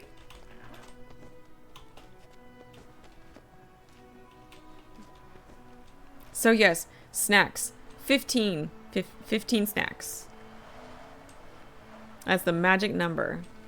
I will not feed my cats in real life 15 snacks because if I do, that's gonna... Kittens. That will upset their tummies. Flapjacks, bits, and bobs. How come I cannot open... There we go. Okay, so got some gear. Just some unidentified gear and stuff like that. That's not bad. But look, the real treasure are the kittens. You get to see her kittens. And to me, that is the best treasure of all. Any cat that takes you to their kittens, yep. Best treasure. The cat will have a stacking buff for keeping track. Thank you, Archimedian. If I was paying attention, I probably would have noticed that. But I wasn't. But thank you for letting me know. How are you doing, by the way? Hello. Welcome. I hope you're doing well. The real treasure was the kittens you met along the way. Exactly. See? The real treasure. Oh, I love it. Cute little kittens. I wish I could pet them, but I can't. Oops. They're little kittens. Oh, they're so cute. Cute little things. Anyway. Okay, cool. We did something else. Yeah, it has been a little while. I hope you're doing well too, Archimedian. Oh, I'm trying to finish this muffin here. Whoa! Whoa! Are you okay? Oh my goodness, sir. You cannot be up there. Oh my goodness. Oh, oh Mr. Henry. Mr. Henry. Henry, sir. Here, hold on. Yeah, stretch your back. I got you. I got you. Don't worry. You stretch your back. It scared me. Oh my gosh, are you okay, buddy? You okay? Is your pride hurt? He's fine. He's okay. I think his pride is just a little hurt, but no. I know I gotta take all my holiday decorations down because he has now discovered that they're up here. It only took him about a month. And he started chewing on some of my decorations. And that's not okay. That's not okay. Yeah, so I gotta take him down. I'm gonna take him down tonight. It's time anyway. It's time. Don't worry. You'll have another box to play in. Yeah. Wow, I did not expect that from you. Yeah. Hey, buddy. Oh, cats. Oh. Oh, life is so interesting with cats in the house. All right, where was I? I was gonna try to get some more of these crumbs here. All right. Let's maybe try to track down some more of these wave hawks before I have to take off. But, yeah. And then I'm working on the schedule for next week and then, following weeks because starting next week, we're going to be kind of going back to the usual schedule of Monday, Tuesday, Thursday. But what days I want to play what games, I'm not 100% sure. And I do want to introduce some new content into the week's rotation. But I just, unfortunately, we've been so busy here with the holidays and some other things that are going on that we're having to kind of deal with that I have not had a chance to sit down and really think about it. So I'm hoping to do that over the next few days. and then get that taken care of. And so I'll be updating my schedule probably later this week, and then putting some posts on Blue Sky. Yeah. All right. Wavehawks. Where's that Wavehawk scritcher? Okay, sir, I really don't need you up here. Wait, no. You cannot chew on that again. You cannot chew on that again. Oh. Do I have to end the stream now?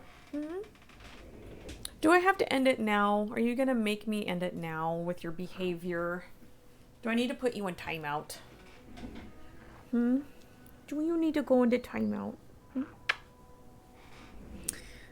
man. Hi. Are you hiding?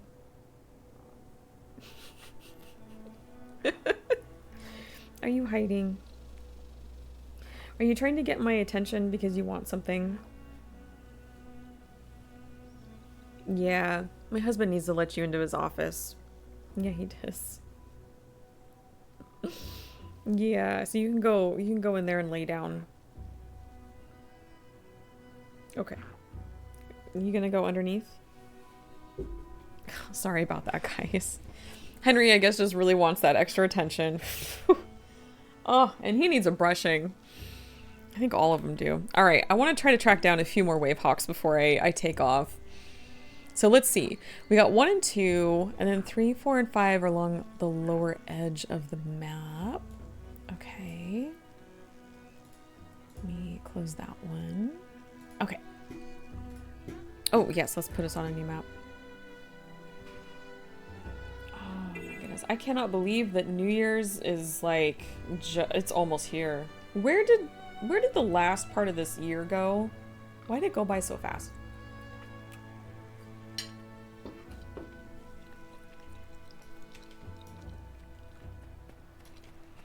Okay.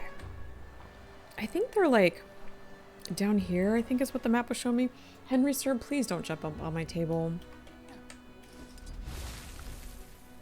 Please don't. I'm sorry. Excuse me 1 second. Dude, okay. No. No, you're going down now. No, thank you.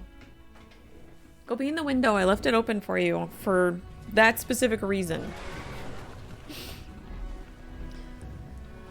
I did. I left the window. I left one of them open so he can go sit in there because he likes that. But nope. Oh, you're nice. Which one were you? Number 5? Okay. Number 4's got to be close by. There is no pleasing the cats. There's no, well, at least him right now. There's no pleasing him. Let's see.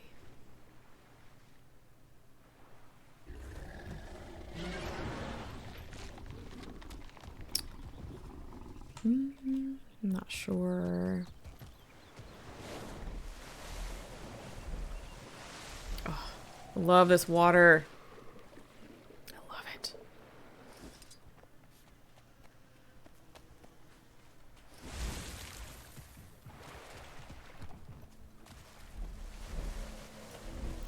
That's a wild one. Are any of them like up above?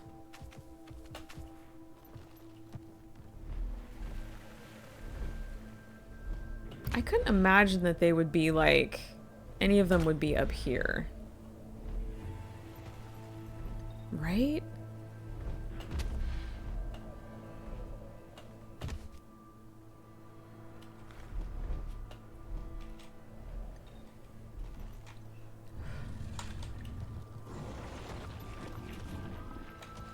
Ooh. I see one right down here. Did I already talk to you? I did. Okay. I already talked to you.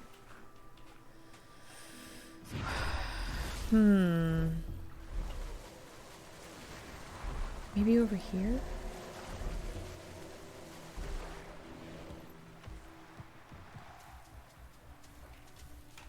Just stop and look around because my eyes are so tired. Inappropriately, I have my title always tired on, which is mostly true. I am almost always tired. Let's see. I think Let me look at that map again real fast. Yeah, 3 and 4 are close to each other. We found 5 over there, so let me see. I need to go back maybe here. I think maybe I went too far.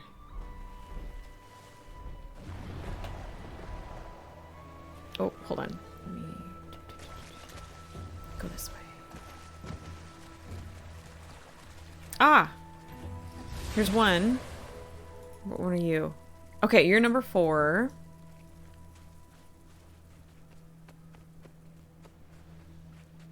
Number 3 should be around here somewhere. Are you number 3?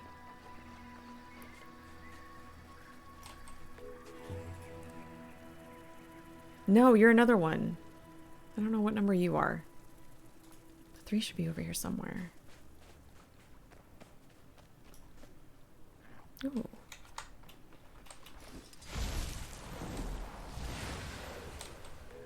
Oh, I didn't have you. Okay, but you were a different number. You're not number 3. 3. Where's 3?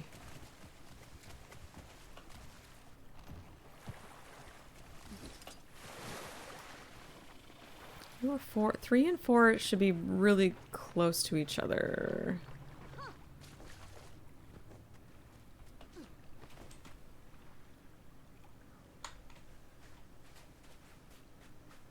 Maybe up here? Oh, no, I already talked to you, I thought. You? Nice. Okay, excellent. Very cool. So 7, 8, 9, and 10. Let's see.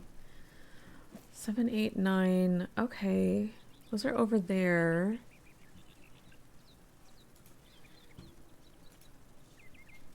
So I think like a little more this way?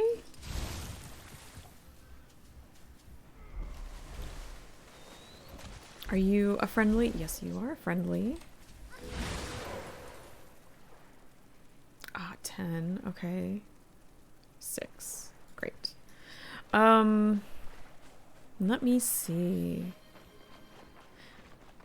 Thank you for the stretch them limbs, blood. That's an excellent idea. Let me do that. Let me get somewhere safe first. Let me put her up here in the air. There. Oh, yes. We will stretch. That's actually a really good idea. Should stretch.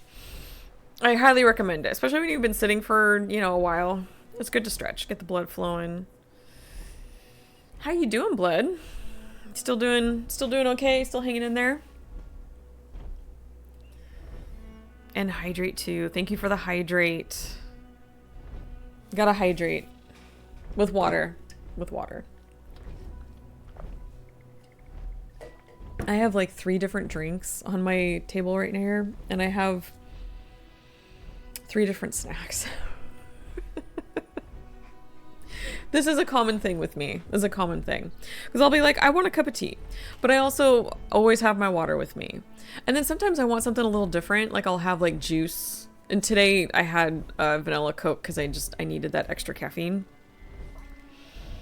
But that is a very common occurrence with me. Okay, did I talk with you? I did, right? I did not. You were 9. Number 9. Okay. Is that crab?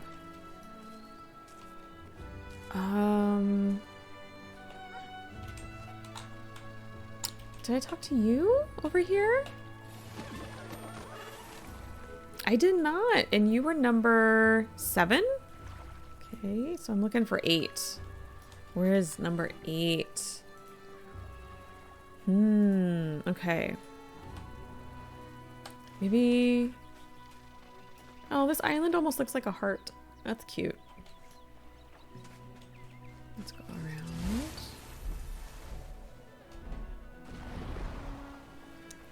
A little further, maybe down here. Okay. Just didn't get the hugs I wished for on Christmas. Oh, I'm so sorry, blood. I'm sorry. I'd give you a hug if I could. Internet hugs.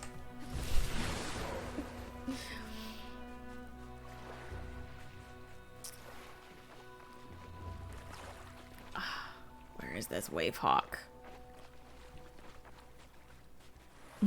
Exactly. Long distance internet hugs. Is it up here? No, it's not. Okay. Where is this thing hiding? A mineralogist. I thought this said meteorologist for a second. And I was like, oh, that's okay. Oh, are you the one I'm looking for? Are you number 8? Heck yeah. Nice. Look at that. Sweet. Okay. So now we just have 15, 16, 19, 21, and 23. Where is 15 and 16? All the way down there. Are we done up here? Do we have 12? Yeah, we do have 12. Okay. I'm looking at a map on the wiki of locations of where they are. Maybe we can finish this out real fast and then I can head out. Assuming Henry doesn't continue to be a butt. If he keeps being a butt, then I may have to call this stream. All right, let's go down there. Wait, was it here or here? Okay. No, it was all the way down there.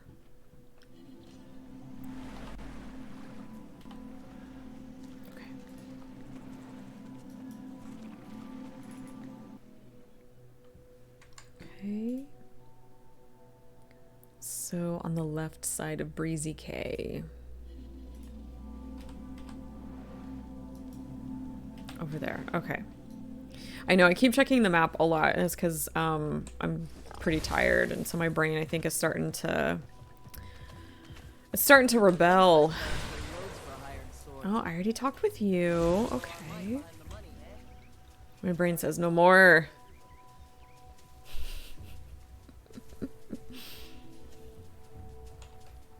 I think I need to talk with you. Yes. Sweet. Now we need 16, which is around here somewhere. I pursue the bark of the bright leaf in a race against Love those death gnarled itself. boars. Help a young one in need. Join us. Where is 16? Should be up above it. Yeah. Okay.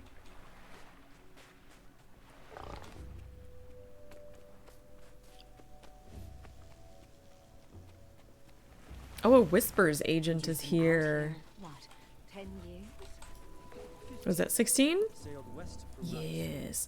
Okay, 19 and 21. I sailed south along the coast until I ran into the barriers. Fascinating. 19's over there. During the call. Across the way. Where's 21? Oh, okay, 21's over there. Alright, so we go Surely you south and across the water. Ah, are you? Yes. Excellent. Very cool. Okay, did we pet you? We did. Okay. Oh, let me put this back up there so I can see. Okay. Let's see.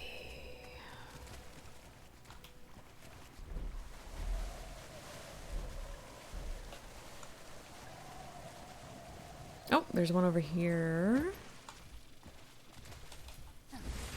Nope, I already talked to you. Okay. Oh, maybe you? You. No, not you. You. I'm exposed. Nope.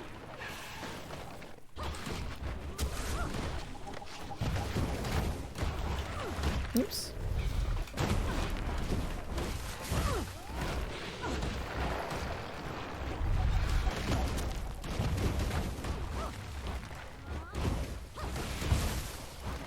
Take out this guy real fast and then see where I need to go.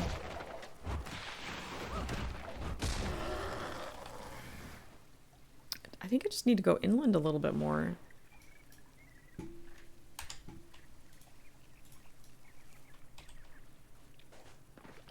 this way? You? No, you're wild. Friendly. No? Okay, I've already talked to you?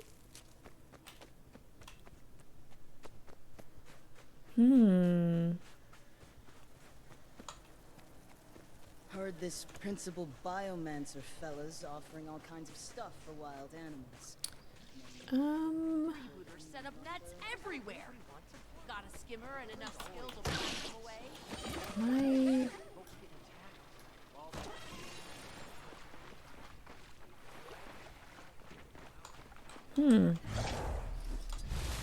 Let me see.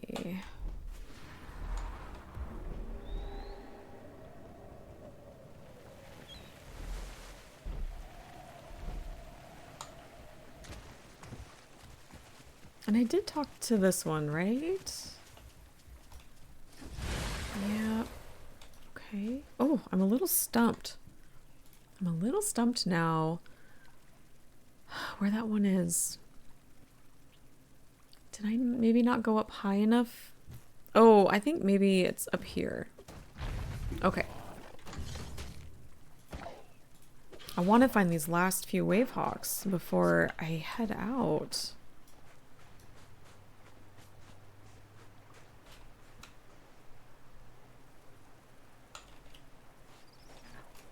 You're a wild one. Oh, there's one over here. Hold on. Are you friendly? Yes, you're friendly.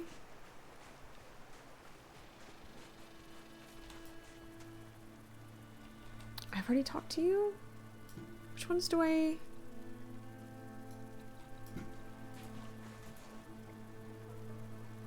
I need 21 and 23. Those are the last ones that I need. 21... Wait, where's 23? 23 is up there. Okay, but 21 is like... right there. And I went through that area, I thought. Oh, maybe it's this one over here? Maybe it's this one. Yes. Excellent. Perfect. Okay. 23. You are above where 16 was. Okay. Let's get out of here. Oh, this water's so beautiful.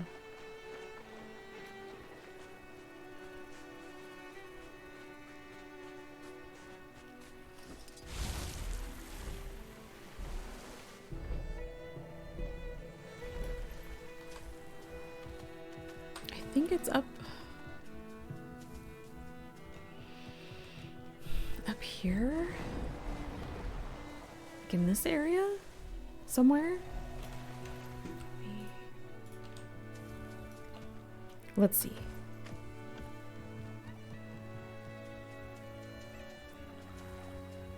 Oh, I see one here. Oh, I hope you're the last one. Are you the last one? Yes, perfect. We found them all. All the wave hawks. We petted them all. All good wave hawks. Gave them scritches. Awesome. Thanks for the stream. Oh, you're so welcome, Rozen. Oh my gosh, words. I'm tired. Thanks for hanging out with us. Okay, well, it is 3:41. It is time for me to head out. Actually, it's a little past time for me to head out, but that's okay. I was fine going a little longer today, but yeah, I do need to head out, get some stuff done, and get some rest. I'm kind of sleepy. But before I go, I just want to say thank you so much for hanging out with all of us today. Thanks for coming to the stream. Thanks for the good chats during the ranking, the story ranking. I was honestly a little stressed out about that, a little nervous about it, just because some of my thoughts might have been a little, I don't want to say controversial, but may not align with everybody else's. That's okay. That's all right. Oh, sorry. I thought something was all good. Okay. But I really appreciate the chatter. I love talking about, the stories and the lore with you guys. It's one of the highlights of the streams for me. And just want to say thank you so much for all your guys' support this year. As a new streamer, as a new creator, It's been a very fun journey, and I really appreciate all the support you guys have given, all of the follows, the subscribing and everything. I really appreciate it so much, and I just wanted to say that. And we're heading into a new year, which is so full of possibilities and potential, and I'm very excited about that. And I hope that, it's full of joy and happiness for you guys, and lots of good games and lots of good snacks for sure. But with that, I'm going to take off. I got to get back to real life, unfortunately, and do stuff. I'm going to be on mini vacation until Monday. Unfortunately, we got stuff going on here, with the holiday, stuff that, I have to help with, and family stuff that we're doing. So I will not be available for the rest of this week, but I hope that you have a wonderful new year and a wonderful weekend and rest of your week. And I'll be seeing you guys back here on Monday at my usual time of 12 p.m. Pacific. And I'll be posting the schedule really soon, probably within the next 2 or 3 days, here on Twitch and also on Blue Sky and all, just to let you guys know what to expect. Because I am like I said, unfortunately, I'm still kind of working out the details of the schedule just because I've been really busy. But I got a couple days coming up where I'll be able to focus more on that. So keep an eye out for that. But otherwise, I hope you guys all take care.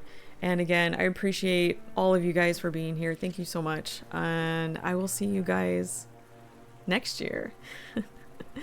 Bye.